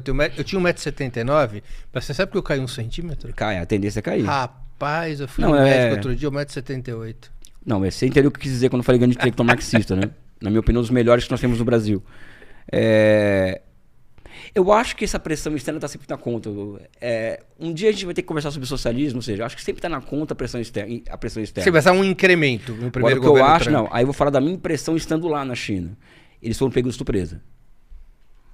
Aquela coisa do bullying tecnológico nos 17, eles não esperavam os Estados Unidos. Não vou falar que é ingenuidade, eles não esperavam uma ruptura daquela, porque aquilo é uma ruptura com cadeias produtivas, inclusive, que afeta os Estados Unidos. Empresas americanas iam ter prejuízo. Né? Que o Lenin falava isso, o Deng Xiaoping complementava, ou seja, é só jogar o queijo que os ratos vêm, né? Então a China jogou o queijo, os ratos foram comer o queijo no seu território, mas os americanos partiram para o crime. Então os chineses, naquela circunstância, em 2017, por exemplo... Tomaram um susto. E só que eles tinham as condições político-institucionais e financeiras para enfrentar aquilo ali, né? E enfrentaram e muito bem, né? Então isso tem um peso também tem um nessas peso. Decisões. Deixa eu te fazer uma pergunta que tem a ver com a minha entrevista com o Fernando Haddad. Claro. O Fernando Haddad, na entrevista que ele me concedeu gentilmente aqui no 20 Minutos, tem coisa de 2 semanas, ele disse que a China seria um capitalismo de novo tipo. E aí eu perguntei para ele, por que você acha isso? E ele respondeu, porque a China mantém como estrutura fundamental o trabalho assalariado. E, portanto, a lei do valor e a mais-valia. Enquanto existir o trabalho assalariado como estrutura fundamental, é capitalismo. Ele usa o mesmo argumento para definir que a União Soviética não era socialista, era um país capitalista, embora na União Soviética a apropriação privada da mais-valia tivesse camuflada pela propriedade estatal. Como é que você responde a esse argumento? Primeiro que é pobre, né, esse argumento. Acho que é um argumento muito pobre, porque o trabalho assalariado ele deve ser visto historicamente. O trabalho assalariado, ele, per se, ele só vai ser superado quando houver condições objetivas e subjetivas para isso. O que significa houver um nível de desenvolvimento da base material, né, que suplante, inclusive, a necessidade de circulação monetária. Tá? Então, é o comunismo. É o comunismo. O comunismo. A questão, aí volta a questão de quem controla esse negócio. Tá? A contradição não está em haver trabalho assalariado. A contradição está em quanto que retorna para esse homem. Se apropria. É quem se apropria. Né? E o que acontece com essa apropriação? Né? E na China, por exemplo, como é uma sociedade em construção e uma sociedade socialista ainda em um estágio que eles chamam de primário, né? Dadas as tarefas que tem o sistema, o regime, a governança, etc., né? A apropriação é feita pelo Estado, que retorna para a sociedade sobre bens públicos, que são cada vez mais gigantescos, né? Mas principalmente a construção de uma capacidade estatal de se defender ou construir o que se chamou aqui de uma indústria militar de contraofensiva, vamos dizer assim, né? Uhum. Então, acho que a questão aí não é um parte-pri positivista para falar isso. Aliás, além do Fernando Haddad, outro que teve a mesma opinião, e aliás um argumento muito parecido, foi o Gustavo Machado, que é um intelectual importante. Sim. Não, mas é que tá, o que eles propõem como em troca, né? Em troca disso daí.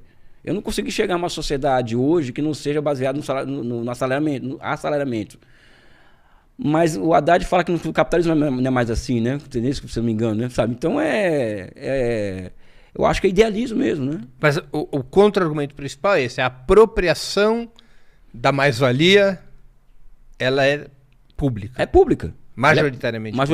Não somente isso, é majoritariamente pública e deve ser observada à luz do quê? Temos que sempre estar tentando, quando discute o particular, olhar o universal, né? Sabe? Então, assalariamento, né? Ou seja, pois bem, como que a tese que eu desenvolvo sobre a absorção e a submissão da microeconomia pela macroeconomia afeta diretamente isso aqui? Por quê? Porque uma tendência de uma sociedade que a microeconomia ou a economia da empresa seja subordinada à economia, à contabilidade social, né? A tendência é que cada vez mais a sociedade seja o elemento que absorve essa mais-valia em favor dela mesma, né? Essa é a tendência histórica na China.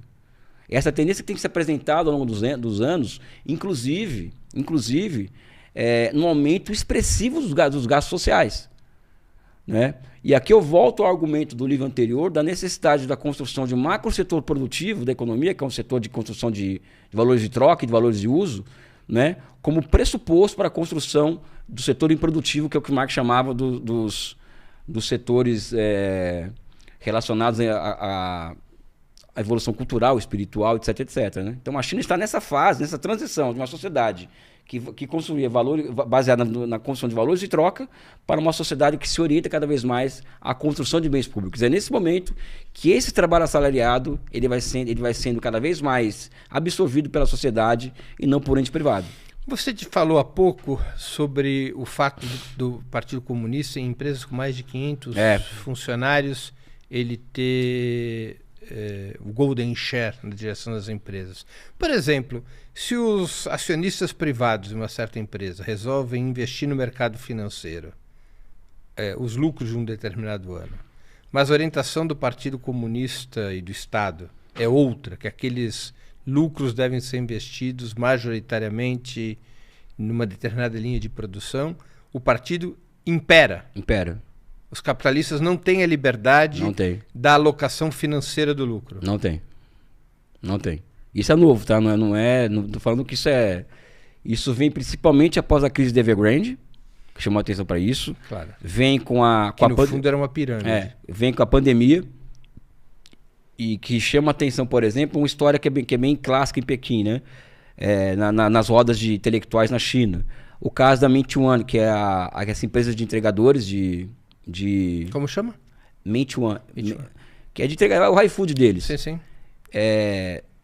Começou uma onda de denúncias via WeChat, via redes sociais, de trabalho em condições insalubres. O prefeito de Pequim pediu para o secretário de trabalho de Pequim trabalhar um dia como entregador. Porque essa ideia é boa.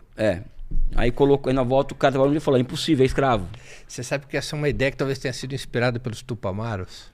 Ah, é? Eu vou contar a historinha, não Conta. sei se é inspirada. Em 1971, os Tupamaros sequestraram um grande empresário uruguaio chamado Pérez Reverbel. Ele foi levado para um cárcere do povo. E disseram para ele o seguinte: o salário médio nas suas empresas é X. O senhor está sob nossa custódia, o senhor é um prisioneiro da classe trabalhadora uruguaia, o senhor poderá se vestir, comer, beber, com o salário que o senhor paga aos seus funcionários.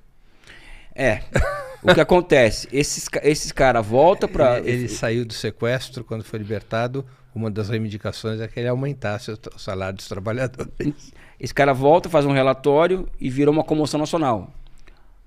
A partir daquele momento, sabe, uma primeira regulamentação dos trabalhos de aplicativos, não é? E a Mente One recebe uma multa de 200 milhões de dólares. Uau! Salgada. Esse é um fato, né? O outro fato são as tutorias educacionais. Então, na China surgiu um mercado privado em que os filhos de gente rica da cidade tinham acesso à educação para o vestibular deles lá, que é o Gaokao, que é outra... Eram empresas que tinham cursinhos, né? Como você diz, cursinhos. Só que isso aumentava a disparidade entre campo e cidade, entre camponeses e trabalhadores e burguesia na cidade. Ou seja, é um problema sério. Xi Jinping acabou com o mercado de coisa de 10 bilhões de dólares. Porque ele proibiu que se cobrasse nesses cursinhos. Acabou. Da noite pro dia. Literalmente. Acabou. Acabou. E depois vem essa questão que envolve... Isso tudo deve ser observado na ótica da submissão do trabalho, da microeconomia pela contabilidade social, tá? Na minha cabeça é isso, tá? E vem essa questão do Jack Ma. Jack Ma passa 3 ou 4 meses... Jack Ma é o dono da... Ant Group. Sim, mas a empresa mais conhecida aqui é o Alibaba. Né? Alibaba, isso. Passou meses falando mal do governo chinês, falando mal do sistema de regulação financeira na China, começou falando mal. Ele desrespeitou também uma decisão, né? De que ele não podia abrir capital nos Estados Unidos. Então, teve disso também, mas qual a ideia que eu tenho de longe? O governo chinês começou a dar corda pro cara, o cara foi se enforcando. Aí ele lançou o maior IPO da história nos Estados Unidos. Uma semana antes, alguns dias antes do lançamento do IPO da história, o governo chinês proibiu esse IPO, mandou suspender e o fez falava com um funcionário de quinta instância lá um funcionário de quinta da Ministério das Finanças. Uma espécie de comissão de valores imobiliários. Exatamente. E sumiu. Depois aparece um acordo em que o grupo dele passa a ter, o Partido Comunista no Estado chinês passa a ter o golden share do negócio. Não é? Então é um pouco esse o horizonte de como as coisas estão funcionando na China em nível de luta de classes, né? E eu acho... Que ela vai se acirrando. Ou seja, eu acho que quando se fala em assalariamento, eu não quero assalariamento como uma coisa absoluta, quando absolutiza isso, eu quero universalizar essa discussão para essa questão que envolve a submissão da microeconomia pela macroeconomia, porque é aqui que é o fundo da superação dessa questão sobre o socialismo, entendeu? Entendi. Na tua opinião, por que a União Soviética teria fracassado após 74 anos e a China já ultrapassou esse tempo de existência e exibe sinais de ter força propulsora por muito mais tempo? Eu vou dar uma resposta que pode parecer simplista para quem está nos assistindo, mas para você não vai ser, porque você é... Os herdeiros de Mao Tse Tung são muito mais brilhantes e competentes que os herdeiros de Stalin, entendeu? Essa é a explicação que eu dou. Evidente que, por exemplo, vamos lá. Em 89 teve aqueles acontecimentos da Praça da Paz Celestial. Uhum. Né? E por que o Partido Comunista não perde o poder ali? Porque há 10 anos que os camponeses chineses estavam ganhando muito dinheiro. Né? Então os camponeses eram a base do Partido Comunista e a China não era Pequim nem Xangai. A China era aquela massa camponesa. Naquela época, então. Então eles estavam do lado do governo. E mais do que isso, né? Isso demonstra o quê? Que na China os camponeses, historicamente, hoje são trabalhadores urbanos, eles são figuras que pressionam o governo para mudanças qualitativas. Isso desde a época do modo de produção asiático. Na União Soviética não existia uma classe trabalhadora capaz de pressionar o Estado soviético a pressionar a governança para mudanças qualitativas, né? Não sei se eu estou certo ou estou errado. É algo a se pensar, né? Então, esse é um ponto a se discutir. Mas do ponto de vista da política, que é o que importa, na minha opinião, os herdeiros do Deng Xiaoping e do Mao são muito mais competentes que o que vieram depois de Stalin, né? Mas deixa eu te fazer uma pergunta. Não, pode discordar que até para a gente conversar mesmo. Não. Eu vou te fazer uma pergunta com base no raciocínio de alguns estudiosos, que dizem assim, o fato de que todos os meios de produção, distribuição e crédito na União Soviética fossem de propriedade do Estado e, portanto, tivesse desaparecido o mercado como instrumento de alocação de recursos de formação de preço, provocava distorções que a China, ao recuperar o mercado como esse instrumento, conseguiu equacionar esse tipo de problema. Esse tipo de comparação para você faz sentido? Então, Breno, quero dialogar com você sobre isso em algum momento. Eu vou colocar uma outra questão para responder essa. A China em 78 ela tinha um nível de desenvolvimento das suas produtivas relativo em comparação com a União Soviética de 1938. A União Soviética ela tinha um nível altíssimo de desenvolvimento das suas produtivas, por mais distorcidos que fossem a contabilidade da firma, muito gigante a partir já nos anos 70. Então eu acho o seguinte, será que aí a pergunta mesmo que eu faço, que eu não sei responder essa pergunta, eu posso escrever sobre isso, tá, mas qual a pergunta que eu faço? Será que o problema da União Soviética era introduzir mecanismos de mercado ou a União Soviética não tinha alcançado um padrão de vida, um padrão de desenvolvimento que já fosse possível a redução da jornada de trabalho nas empresas? Por quê? Porque existe casos, por exemplo, como meu orientador de doutorado em mestrado de administração, o professor Mann, ele foi para a União Soviética em 84. Ele visitou várias empresas, né? E várias empresas de altíssima automação, com o cara tem que ficar lá 8 horas por dia ali dentro. Então ele fingia que trabalhava e sabe aquela coisa de recebe finge que trabalha, sabe? Há uma estudiosa que eu respeito muito sobre a União Soviética, ela já está uma senhora de mais de 90 anos. A Lenina Pomerantz. Sim, claro. É a que mais entende sem da dúvida. União Soviética. E a Lenina faz uma observação interessante, que ela diz que na União Soviética você teve uma inversão da lógica capitalista. Então, o que aconteceu na União Soviética? A renda livre das pessoas cresce muito, porque os bens públicos provocavam uma poupança. Sim. Você não tem que gastar com educação, com saúde, com moradia. E a oferta de bens de consumo para essas pessoas era muito pequena. E também não havia alternativas financeiras para a pessoa guardar o dinheiro. Isso provocou um desestímulo ao trabalho, porque você trabalha e tem uma renda. Se aquela renda que você adquire não te permite melhorar de vida, para que você vai trabalhar? É uma explicação, Breno. É interessante, não é? Eu acho uma explicação. Porque ela diz, há um desincentivo ao trabalho, não é desemprego. É um desincentivo ao trabalho. Eu acho que essa primeiro que para ela chegar a essa conclusão, ela estudou muito. Então ela tem que ser respeitada e tal, né? A explicação dela é muito melhor que a minha. Eu acho que eu fico com a explicação dela. É muito interessante. Não, né? eu fico com essa explicação, assim. Mas eu mantenho essa questão. Claro. Será que não era o caso já das pessoas terem mais lazer, mais sabe? Mas essa explicação dela vai na veia. Claro. Deixa eu fazer um intervalo comercial rapidinho aqui.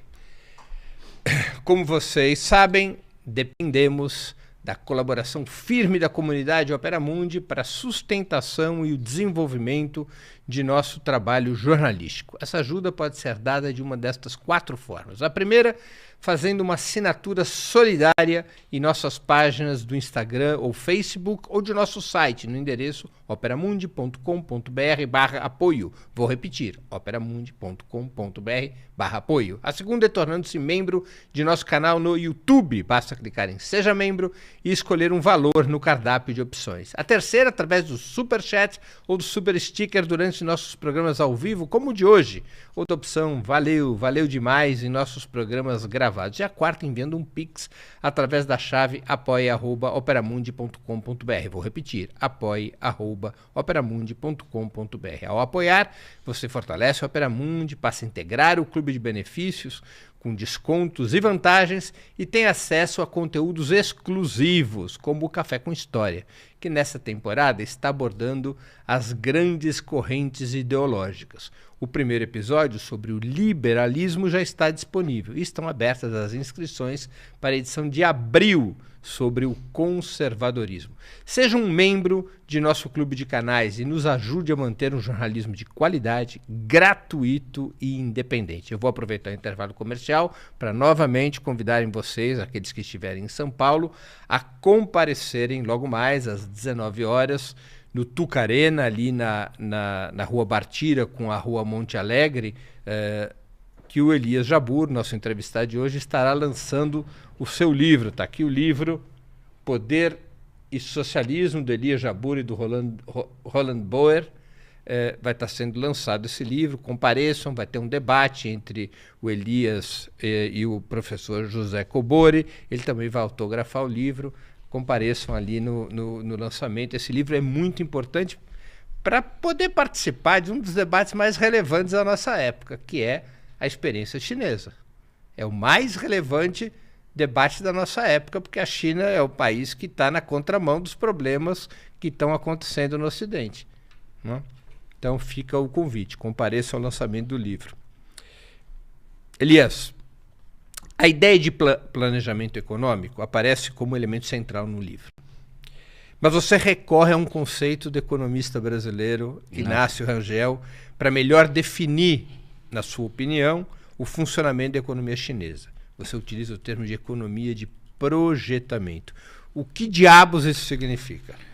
É uma economia onde a estrutura Como nasce esse conceito para o Inácio Rangel? O Rangel, tá. Para que serve? O Rangel, cara, para contar a história desse livro, daria um programa inteiro. Mas o Rangel estava observando o projeto Sputnik, de um lado, estudando os projetos em torno dele, porque ele foi o primeiro economista de projetos do Brasil, se você não sabe, né? Foi o primeiro economista de projeto no brasileiro, é ele. Ele está analisando os projetos em torno do projeto Sputnik. E também estudando os projetos que estavam sustentando a reconstrução europeia.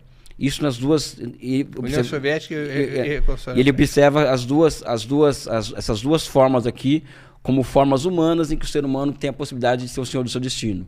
Pela via do princípio da demanda efetiva no capitalismo, ou pela via da socialização de produção no socialismo. Ou seja, das duas formas, o ser humano intervindo no ciclo, né?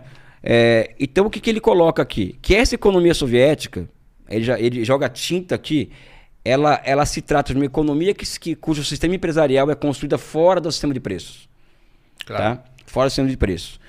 E como ela é uma economia orientada para ser construída fora do sistema de preços, a sua estrutura de custo-benefício, ela não obedece mais à lógica da busca da chamada utilidade marginal do capital, que é o lucro, né? E sim, ela tem como denominador comum a razão, né? Então, por exemplo... A razão manifestada nas metas do plano estatal. E essa razão, ela determina o que, por exemplo?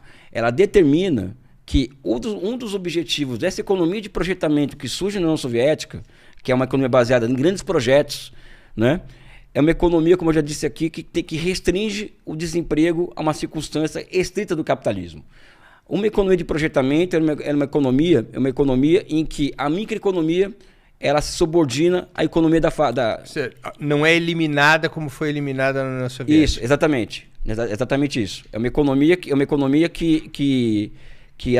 microeconomia ela vai se subordinando lentamente à contabilidade social. Uma economia de projetamento é uma economia em que todo o aparato informacional do Estado, tanto é que a matemática computadorizada surge na União Soviética, ela tem que entregar para o ser humano capacidades do quê?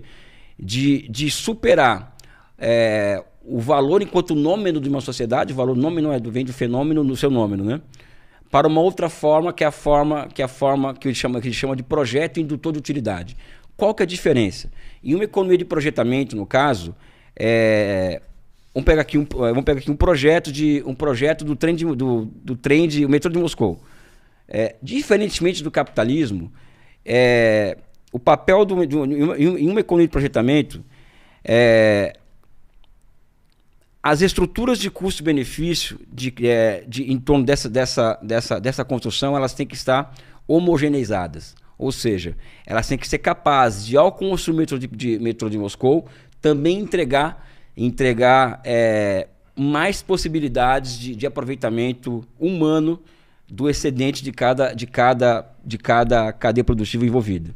Segundo o Rangel, essa possibilidade de planejar no detalhe as estruturas de custo-benefício de cada empresa e integrar em um projeto, somente o socialismo é capaz disso. O capitalismo não é capaz de fazer isso aí. Então, por exemplo, para dar um exemplo concreto de economia de projetamento. No livro, eu estudei, por exemplo, nós estudamos o projeto de combate à pobreza na China. E nós elencamos uma série de empresas que participaram desse processo, dezenas de empresas. E nós fomos empiricamente estudar as estruturas de custo e benefício de cada uma delas. E nós chegamos à conclusão de que elas estavam todas equalizadas, ou seja, todas uma conversando com a outra informacionalmente, de forma que o desperdício de recursos fosse mínimo, né, e a maximização da utilidade fosse máxima para a sociedade. Mesmo sendo empresas privadas. Mesmo sendo empresas privadas. É aí que está micro e macro, ou seja, todo esse negócio que eu estou colocando aqui. Estavam sendo equalizadas. O que significa que essa sociedade, quando chega a esse grau de coordenação entre público e privado, é uma sociedade em que a lei do valor, veja bem, Breno, a lei do valor, que foi tão fundamental para a China durante muitos anos, até 2017, a lei do valor vai deixando de fazer sentido na China. Então, uma das conclusões desse livro é que a lei do valor vai deixando de ter sentido naquela sociedade, e o que vai ganhando forma é o quê? É o projeto indutor de utilidade. É um termo feio, né? Mas é o termo do Rangel e eu mantenho ele. Então, é o projeto indutor de utilidade que vai, é um nome que a gente dá, não pode deixar outro nome, que vai demonstrar, que vai ser a régua se uma economia funciona bem ou mal. Ou seja, o Rangel fala de utilidade per capita, né? O que significa isso? Não é renda per capita, e sim o quanto que a pessoa pode usufruir de bens públicos, de bens assim para a sua felicidade a partir da grana que ela ganha. Entendeu? Acho que ele propõe essa reversão. Né? Ele propõe, por exemplo também, cara, é tanta coisa que o Rangel ele entrega nesse livro que nós estamos aqui, entregando aqui, né? Que é muito louco, né? Que agora, ele propõe esse método, vamos dizer assim, esse conceito de economia de projetamento como um mecanismo de transição socialista. Exatamente isso. Mas ele coloca ainda, o que acontece? Não é um meio caminho entre socialismo e capitalismo. Não. Eu acho que é o socialismo. Já acho que o projetamento, nós alçamos... O Zé Paulo Neto fala isso no livro, né? Na introdução, na apresentação. Nós construímos uma teoria do socialismo a partir da categoria de projetamento. Esse mérito, acho que nós construímos o livro, né? E mais do que isso, né? Nós entregamos aquilo que eu já falei aqui outras vezes, porque o Rangel fala do seguinte, olha, a razão passa a ser o denominador comum na relação custo-benefício. Isso é Aristóteles, né? E o que é a razão a não ser, por exemplo, a possibilidade do Estado, ou via Partido Comunista, e seus planners e técnicos que estão o dia inteiro trabalhando para gerar 12 milhões de empregos e catch-up tecnológico. A China tirou 200 milhões de pessoas do campo e colocou na cidade em 10 anos. Não é? Um Brasil em 10 anos. Não é? Ou seja, a economia do projetamento, que é uma economia baseada em todo esse aparato informacional, e que o Rangel ainda separa projeto e plano, para nós projeto e plano deixa de existir, o que existe é o projetamento, que é um nível de intervenção na realidade de nível superior, é o que explica esse negócio. Agora, que instrumentos são essenciais para esse mecanismo funcionar? Na China, por exemplo, o que é necessariamente estatal para poder funcionar a economia de projetamento? O projetamento, vou pegar o papel e a caneta aqui, ele é caracterizado por duas questões aqui. A primeira delas é a grande propriedade pública dos meios de produção. Sem isso não é possível ter projetamento. Tá? E mais do que isso, uma economia que marcha em quase que linha reta a fronteira tecnológica, ou seja, uma economia que consiga entregar abundância material. Porque ao entregar abundância material, vai se elevar a utilidade per capita. Claro. Entendeu? Então acho que são esses dois pontos aqui.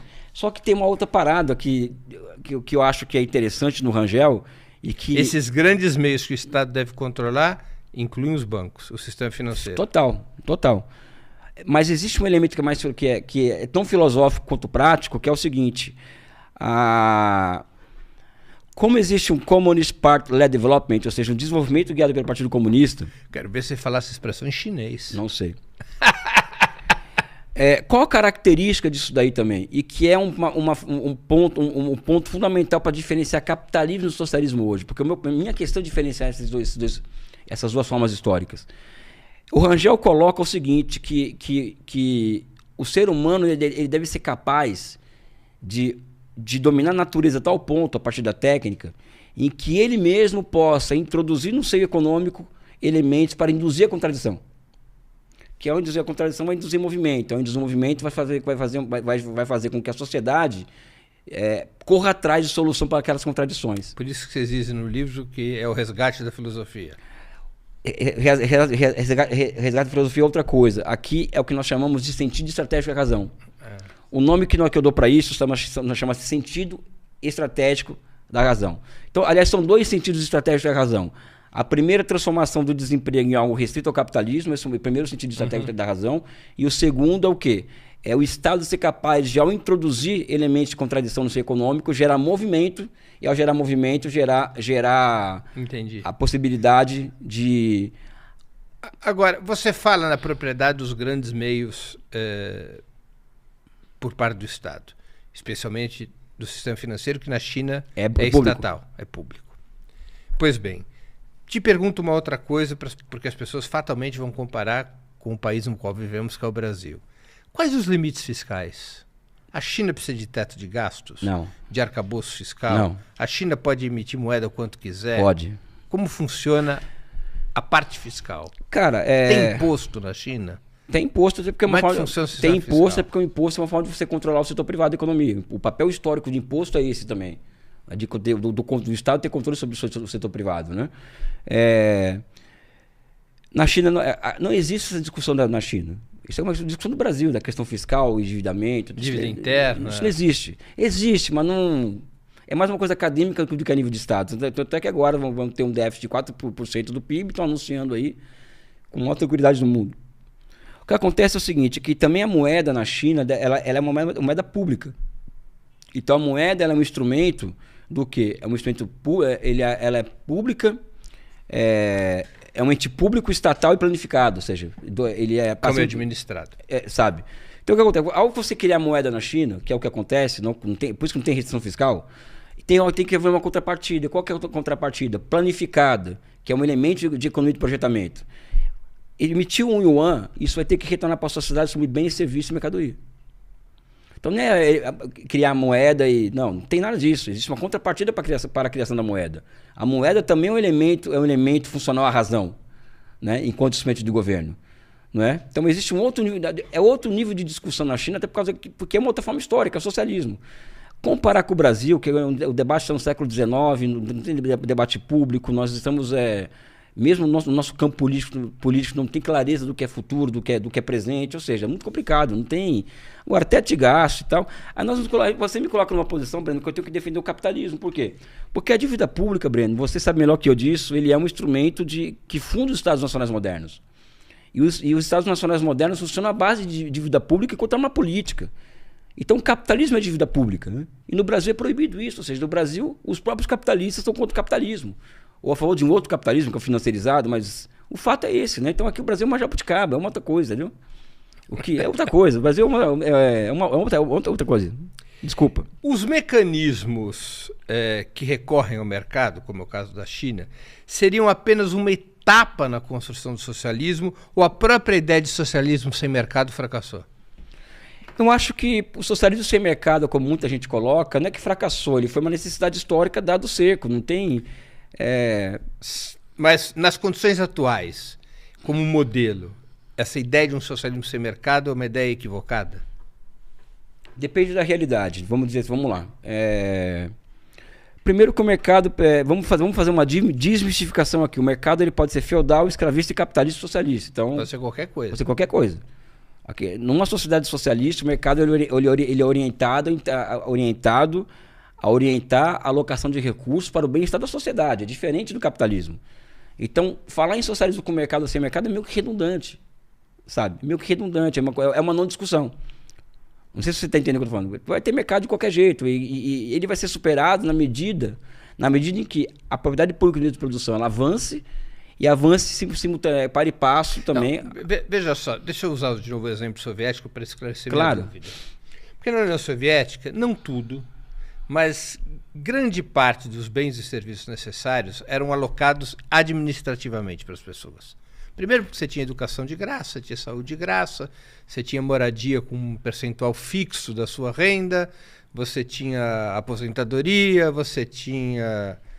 todos os mecanismos básicos eram administrados pelo Estado. Você não tinha que procurar uma empresa para fazer seguro de saúde, ou para fazer seguro de vida, ou para contratar a escola para o seu filho, nada disso. Né? Mesmo os bens, eles eram em grande medida alocados administrativamente, né? Especialmente no pós-guerra, com aquela escassez danada. Então, por exemplo, bicicleta. Então, pegava uma cidade ali de 50 mil habitantes, a capacidade de produção daquele ano foi de 5 mil bicicletas. As bicicletas eram entregues para as pessoas. As pessoas não tinham que ir ao mercado para adquirir bens e serviços. Tá, entendi. Tá?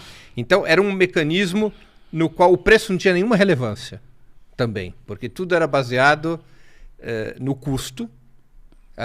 Não havia uma relação com o mercado, não havia relações de oferta e demanda, não havia... Era tudo determinado por metas quantitativas. É diferente do que uma relação de mercado. Entendi. O socialismo desenvolvido, socialismo de projetamento, baseado na economia de projetamento, ele pode dispensar em algum momento o mercado? Não. Isso, nesse sentido, não. Não. Ele pode dispensar a lei do valor para poder aferir o quão você vai fazer ou não tal ou qual investimento, mas isso não, né? As pessoas têm que ir no mercado comprar um negócio, tem que ir na... E mais do que isso, o socialismo é uma sociedade hoje, que também é uma opinião ousada nossa, em que os preços de monopólio não existem. Monopólio privado, né? Então, se existe uma forma histórica em que a lei da oferta e procura, ela pode ser levada às últimas consequências, uma sociedade socialista, inclusive. Uhum. É para se pensar, não é? O Lenin falava isso quando falava... Não sei se você conhece essa passagem, deve conhecer, evidentemente. Eles nos julgam que queremos acabar com a propriedade privada e com a capacidade de empreendimento das pessoas, mas não. Nós somos a única força política que pode restaurar a pequena produção de mercadorias, né? Ou seja, o espírito da pequena produção de mercadorias, né?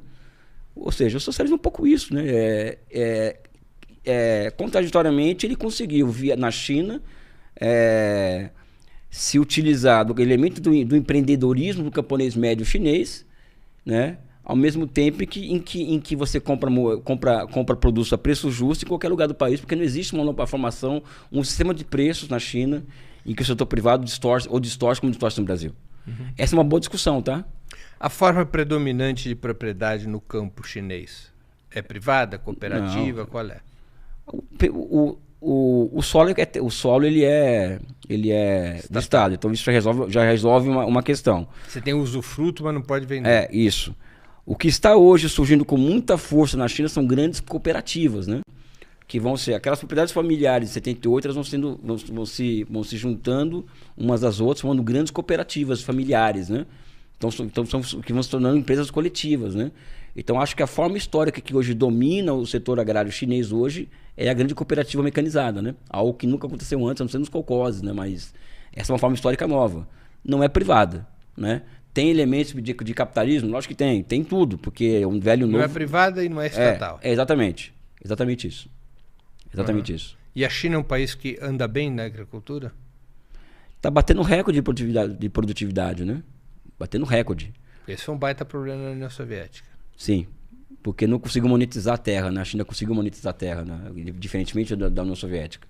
Está colhendo 700 milhões de toneladas de alimentos ao ano, só que com cada vez menos terras agricultáveis. Por quê? Porque boa parte das terras chinesas estão sendo entregues para a floresta também, né? Talvez a União Soviética tenha tido um outro problema parecido com o de Cuba. Certas utilidades vieram antes da produção. Então, por exemplo, o acesso ao ensino superior veio muito rápido.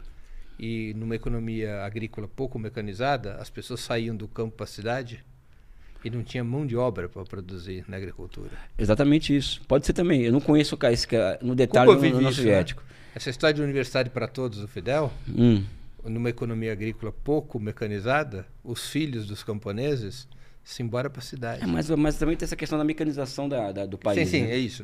Economia de baixa mecanização. É, exatamente isso, exatamente.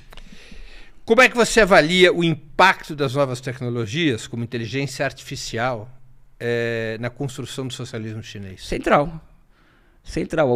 Aliás, o fundamento central o que faz reinaugurar na China a economia de projetamento rangeliana é a erupção de inovações tecnológicas disruptivas que fazem com que o país rapidamente não somente reaja à crise financeira de 2009, mas também eles executem de forma simultânea cerca de 100 PACs, né?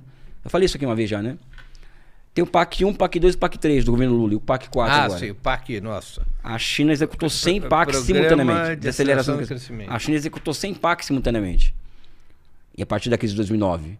Isso auxiliado por quê? Por mecanismos de Big Data, inteligência artificial. E o Big Data e a inteligência artificial são elementos hoje para elevar a capacidade de previsão da economia chinesa, né? Então elas são elementos centrais do socialismo hoje, né? Em que medida o Sul Global, como se chama, e particularmente o Brasil, pode extrair lições políticas dessas teses que você apresenta no livro?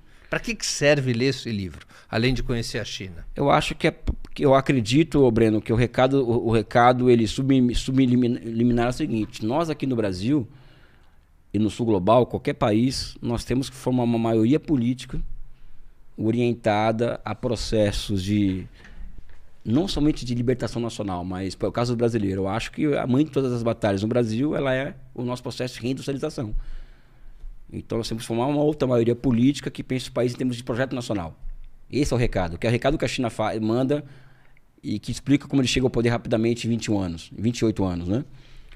E aqui no Brasil, por exemplo, né, as pessoas falam de governo Lula, neoliberal, isso e aquilo. Eu prefiro ter um outro debate com o governo Lula. Eu acho que o governo Lula não me entrega uma contradição antagônica que me coloque fora dele. Ao contrário, é desse bloco que o presidente Lula lidera que vai surgir as forças políticas que vão construir esse novo projeto nacional de desenvolvimento e que vai formar uma outra maioria política no Brasil que oriente o nosso processo de reindustrialização. Eu acho que esse é o desafio nosso, cada país tem o seu desafio, né? Então a China, esse livro é um recado de que a formação de uma maioria política é fundamental para se alcançar objetivos estratégicos, né? Nós fomos bem no processo de reindustrialização aqui no Brasil? Não. A taxa de investimento nossa está aí 16,8% de um país em guerra, né? Muito ruim. Muito ruim. Estamos muito mal nesse campo aí. Por quê? O que acontece? Eu acho que esse tripé macroeconômico, metas de inflação de 3%, Banco Central independente, arcabouço fiscal, lei de responsabilidade fiscal, ou seja, existe todo um marco institucional, vou pegar uma expressão em inglês aqui, friendly, né, que não é amigável para que haja um consenso pelo desenvolvimento no Brasil. Então o Lula pode gritar, o Haddad pode gritar, eu posso gritar, você pode gritar, mas se não mudar isso aqui, não... E para mudar você tem que reunir força para isso, né? Você acha que no Brasil a luta pelo desenvolvimento está na frente da luta contra a desigualdade?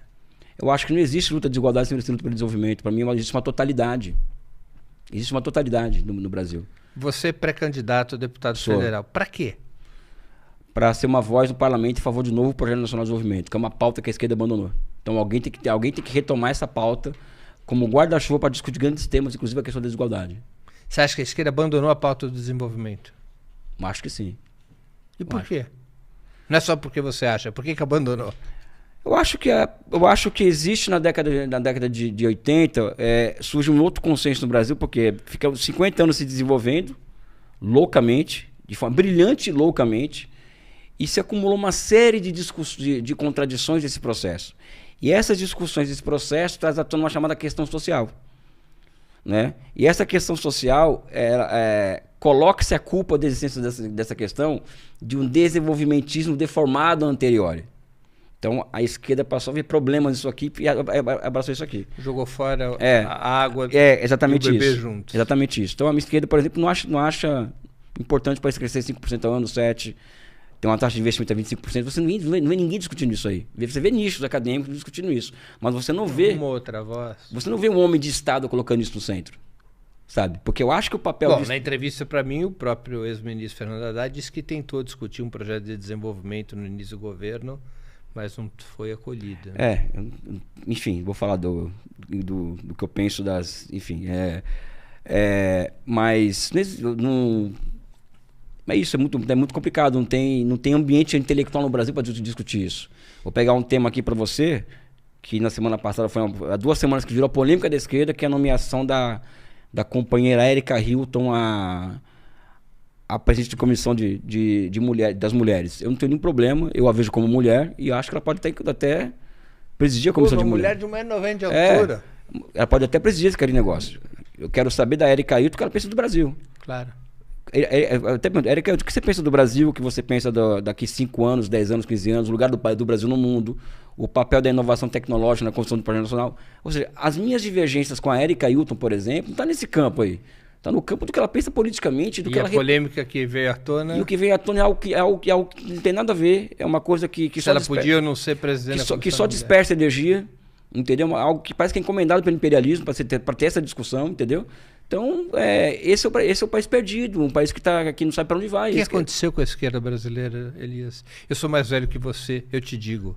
E eu sei que você conhece muita gente e nem é tão grande a nossa distância de idade. A esquerda brasileira não era assim. O que aconteceu?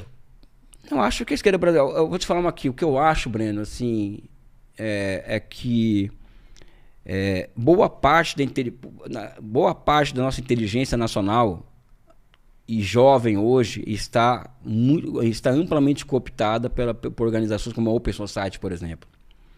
A Fundação Lerman, por exemplo. Então existe um assalto à subjetividade da formação crítica de opinião por parte dessas fundações. E isso é grave no Brasil hoje. E isso vem desde a década de 90 com muita força, desde a década de 80 com muita força. Né? Então a esquerda brasileira ela vai deixando de ser patriótica, desenvolvimentista, nacionalista e mesmo comunista para ser uma militante da questão social do Brasil, por exemplo. Né? E jogar lente em contradições, né? que colocam as particularidades, a totalidade como escrava das particularidades. Isso acontece fora para dentro. Né? Ou seja, a nossa esquerda, por exemplo, é cada vez mais ocidental, no sentido de olhar mais para a Europa, mais para os Estados Unidos. Vamos pegar aqui o livro do Fernando Haddad. Ele fala da China no livro. Ele não cita um autor chinês, não cita um autor brasileiro. Ele cita autores estrangeiros. Né? Pode conferir, não tem um autor chinês. autor brasileiro ele cita? A parte quando fala da China, não. Não. A parte fala da China, não. Não fala da China. Não. Então isso é esquerda. Eu acho que essas fundações como a Open Society, por exemplo, que inclusive o filho de George Soros, ele é não somente recebido por ministros de Estado, mas como existe uma fila de parlamentares de esquerda para cumprimentá-lo, isso demonstra que virou esquerda, entendeu? Ai. Meu caro, uma última pergunta para a gente antes de passar para o Superchat, que a audiência está pipocando com perguntas. O conceito de soberania nacional aparece com força no livro, tanto em termos teóricos quanto em termos territoriais, como uma dimensão do poder socialista. Como é que ele se articula hoje nesse cenário da globalização e qual é a utilidade desse conceito para brasileiros e outras nacionalidades do sul global? Você valoriza muito isso no livro. Eu acho, Breno, que Breno, partindo do pressuposto que você é um grande intelectual marxista, quando eu falar que nem é para você, é mais para o público, que é o seguinte: as categorias, os conceitos, elas surgem como forma de organização do nosso pensamento. Então, acho que a categoria que melhor deveria organizar o pensamento de esquerda hoje no Brasil é o conceito de soberania. Porque sem soberania você não tem nada. Não tem fim da desigualdade, não tem fim do feminicídio, não tem fim da superação do racismo, não tem desenvolvimento, não tem nada. Então, a soberania, ele é a categoria, vamos usar isso agora de categoria, a categoria que deveria organizar o pensamento estratégico da esquerda brasileira hoje. Desde o PT até o PSOL, a todo mundo. Nós tínhamos que nos diferenciar, eu e você, um petista, um militante do PCdoB, sobre se a soberania é tão importante ou menos importante, mas nós sabemos que ela é importante. Hoje não tem esse debate. Foi essencial na história chinesa o conceito de soberania? Sempre. Desde 1921, desde a fundação do Partido Comunista. Né? Tanto é que tem um texto do Rangel, por exemplo, de 52, chamado Avança a Recuperação Chinesa, em que ele fala que os camponeses iam ao campo de batalha e dizia o seguinte: o Partido Comunista é a nação chinesa hoje, né? Ou seja, é isso, né? É o princípio moderno, né? É o modernizador. Bora lá as perguntas da audiência. Ricardo Carneiro Teixeira, membro do canal. A reação soviética à Primavera de Praga seria algo realmente indefensável, segundo Elias? Eu nunca parei para pensar nisso, honestamente. Nunca parei para não estou fugindo da resposta, você me conhece muito bem, mas eu nunca parei para pensar nisso. João Guilherme de Brito Gurgel contribuiu com euros. Euros é bom porque multiplica por 6,3. 6,3, pô. Qual é a diferença da sua definição de socialismo chinês para desenvolvimentismo? Porque na China, o desenvolvimentismo chinês, ele é orientado pelo Partido Comunista e orientado para não somente para o desenvolvimento das forças produtivas, e sim para a emancipação social, né? É a diferença do desenvolvimentismo no capitalismo. Sim. Lyon... Mais do que isso. Desculpa. O planejamento no capitalismo, ele serve para quê? Ele serve para mostrar para o empresário possibilidade de investimento, para ter lucro. No socialismo planejamento, que é um elemento desenvolvimentista, ele serve hoje para observar quais setores vão criar mais utilidades per capita, né? O Leon Sojfer.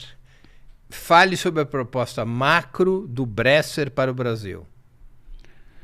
O Bresser ele precisa ser lido na medida, né, sem preconceitos. O Bresser apanha muito por ser brasileiro, tá? Só nós estamos falando aqui de Luiz Carlos Bresser Pereira, economista, pensador brasileiro, foi ministro do governo Fernando Henrique Cardoso. Mas eu tenho crítica, por exemplo, aqui aos 5 preços, né, da economia, né, sabe? Não dá para...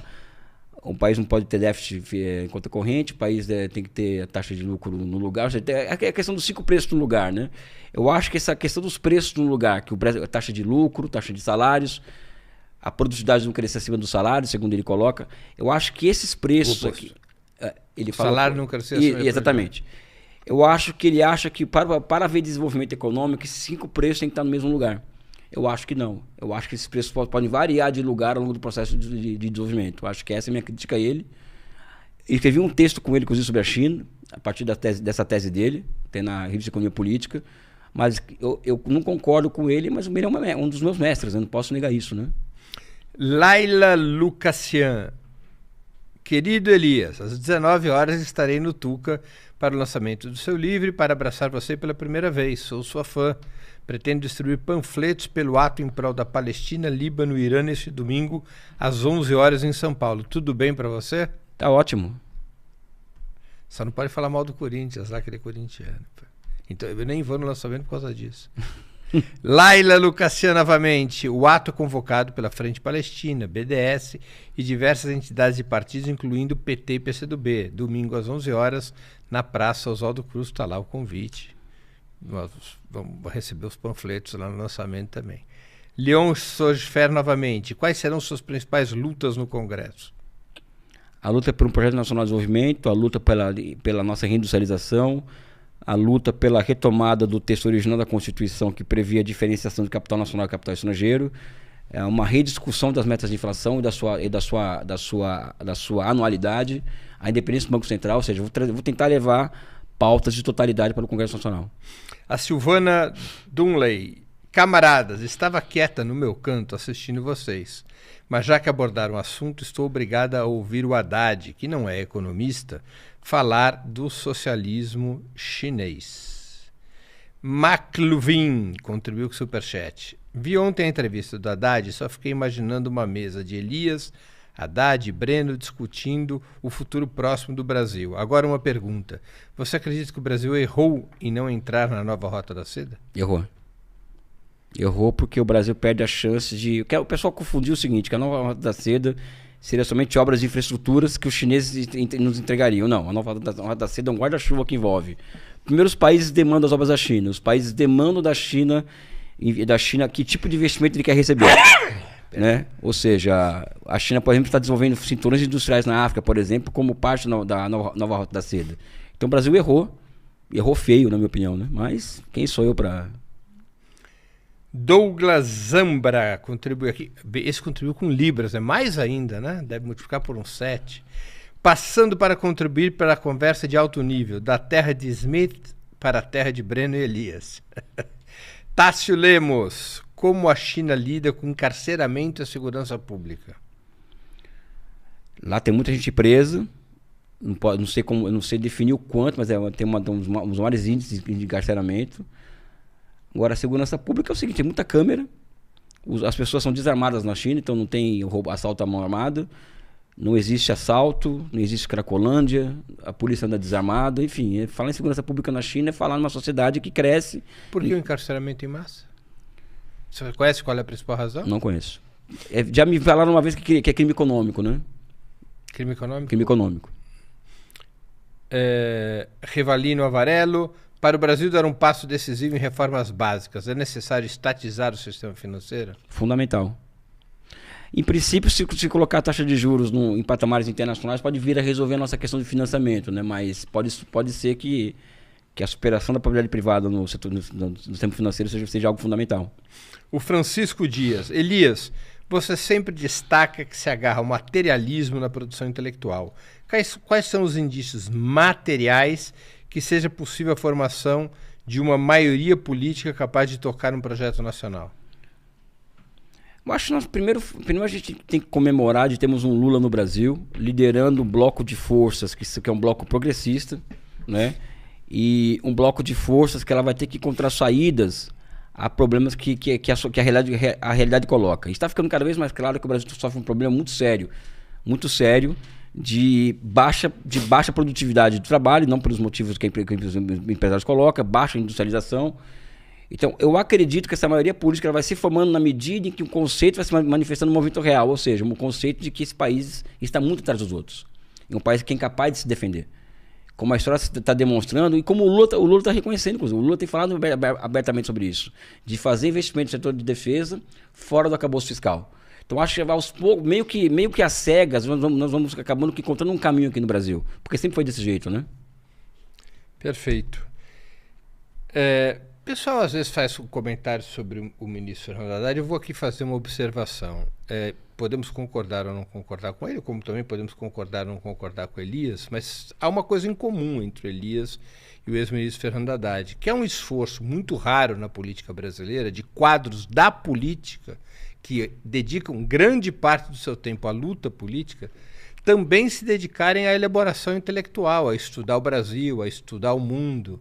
Né? Isso é um esforço louvável, concordando ou não concordando com as opiniões. Se houvesse mais gente com esse mesmo tipo de trabalho do Elias ou do Fernando Haddad, o debate político no país e na esquerda seria de outro nível. Então nós temos que levar sempre isso, ter sempre isso em conta no debate político e ideológico. Elias, está na hora do nosso jogo. Vamos. A outra vez o jogo foi líderes mundiais, dessa vez eu mudei. Quero saber quem que você elege como o maior pensador brasileiro a partir do século XX, no mano a mano entre os principais nomes. Tá pronto? Tô. Carlos Nelson Coutinho ou Marilena Chaui? Carlos Nelson Coutinho. Carlos Nelson Coutinho ou Leandro Konder? Carlos Nelson Coutinho.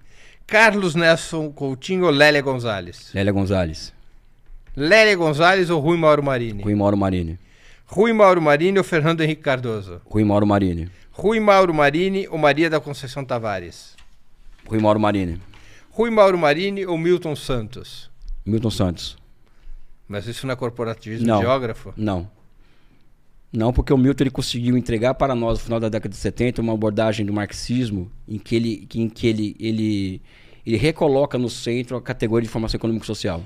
Né? Então, essa é a grande obra do marxismo, do que o Milton traz ao marxismo, e acho que foi a grande contribuição do sul global ao marxismo nos últimos 40 anos. Né? Milton Santos ou Ottaviani? Milton Santos. Milton Santos ou Clóvis Moura? Clóvis Moura. Clóvis Moura. Clóvis Moura ou Raimundo Fauro? Clóvis Moura. Clóvis Moura ou Darcy Ribeiro? Darcy Ribeiro. Darcy Ribeiro ou Hélio Jaguaribe? Darcy Ribeiro. Darcy Ribeiro ou Jacó Gorender? Darcy Ribeiro. Darcy Ribeiro ou Florestan Fernandes? Darcy Ribeiro. Darcy Ribeiro ou Celso Furtado? Celso Furtado. Celso Furtado ou Antônio Cândido? Celso Furtado. Celso Furtado ou Guerreiro Ramos? Celso Furtado. Celso Furtado ou Abdias do Nascimento? Celso Furtado. Celso Furtado ou Inácio Rangel? Inácio Rangel. Eu reconheço Furtado como o maior economista brasileiro, por conta do tamanho, do alcance internacional dele, mas eu acho o Rangel... Eu vou até entregar aqui, o Rangel foi o pensador marxista mais completo que a América Latina criou. Mas vamos embora. Inácio Rangel ou Nelson Werneck Sodré? Inácio Rangel. Inácio Rangel ou Álvaro Vieira Pinto? Inácio Rangel. Inácio Rangel ou José de Castro? Inácio Rangel. Inácio Rangel ou Caio Prado Júnior? Inácio Rangel. Inácio Rangel ou Sérgio Buarque de Holanda? Inácio Rangel. Inácio Rangel ou Gilberto Freire? Inácio Rangel. Inácio Rangel ou Oliveira Viana? Inácio Rangel. Esse é o grande pensador brasileiro. Sim, eu não tenho a menor. É um grande pensador muito na frente dos outros, eu acho, inclusive. Desculpa, com todo o respeito aos outros, muito na frente dos outros. Elias, nós estamos chegando aqui no fim da nossa conversa e eu queria te perguntar, como sempre faço antes das despedidas, tuas indicações de livro, de filme e de série. Antes de você fazer as suas indicações, pessoal, o livro Poder e Socialismo, de Elias Jabbour e Roland Boer. É um livro obrigatório para quem quiser entender a China hoje e o seu processo de desenvolvimento. A câmera que está funcionando daquela ali? Então, para quem quiser entender a China de hoje e o seu processo de desenvolvimento, esse é um livro obrigatório. Daqui a pouco, 19 horas, no Tuca, viu? No Tuca Arena, porque eu tenho o Tuca na Monte Alegre e o Tuca Arena fica na Bartira, na mesma quadra. Então, vocês descem ali na Bartira, entre a Monte Alegre e a Rua Ministro Godoy, 19 horas, um debate entre o Elias e o José Cobori, seguido de noite de autógrafos. Vão lá comprar o livro, comprem mais de um livro, deem de presente e coletem lá a assinatura do Elias, deixam o Elias com o pulso doendo de tanto autografar livros. Suas indicações de livro, filme e série. A série é Donos do Jogo, fala dessa. Porque eu moro no Rio de Janeiro, então essa questão do jogo de bicho me interessa muito. Tá sensacional. Mas você não nasceu no Rio, né? São Paulo, na Vila Maria. Por isso você é corintiano. Sou corintiano. Isso define minha vida, inclusive, não ser corintiano. Ninguém é perfeito. Ninguém é perfeito. Então, a questão do jogo do bicho é maravilhoso, um elenco maravilhoso, né? Aliás, mando um abraço pro Manuel Rangel, que foi um dos produtores é verdade. Dos produtores, eu né? Assisti. O livro, eu voltei a ler esse livro por conta da invasão de Israel ao Líbano, que chama-se Pobre Nação, né? Do Robert Fisk, que é um jornalista de alto nível, é um livro dessa grossura, mas é fundamental para entender o Líbano e a sua derrocada histórica, né? Infelizmente, né?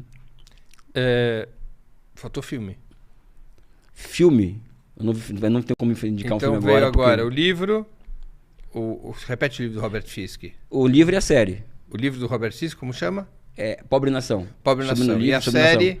Donos do Jogo. Donos do Jogo. Tá bem, então feitas as indicações. Elias, muitíssimo obrigado por comparecer aqui aos nossos estúdios, por mais uma vez nos dar essa entrevista tão pedagógica, tão informativa, tão interessante para a nossa audiência. Aprendi muito, tenho certeza que a nossa audiência também. Também aprendo muito com você, Breno. E é bom passar no teste, você sai daqui aliviado, tira o peso das minhas costas para ser entrevistado pelo Breno. Muito obrigado, Elias. Valeu. Também agradeço a todas e todos que assistiram a esse episódio, em especial aquelas e aqueles que puderam fazer contribuições financeiras ao nosso site e ao canal de Ópera Mundi no YouTube. Sem vocês, nosso trabalho não seria possível e não faria sentido. Um grande abraço a todas e a todos.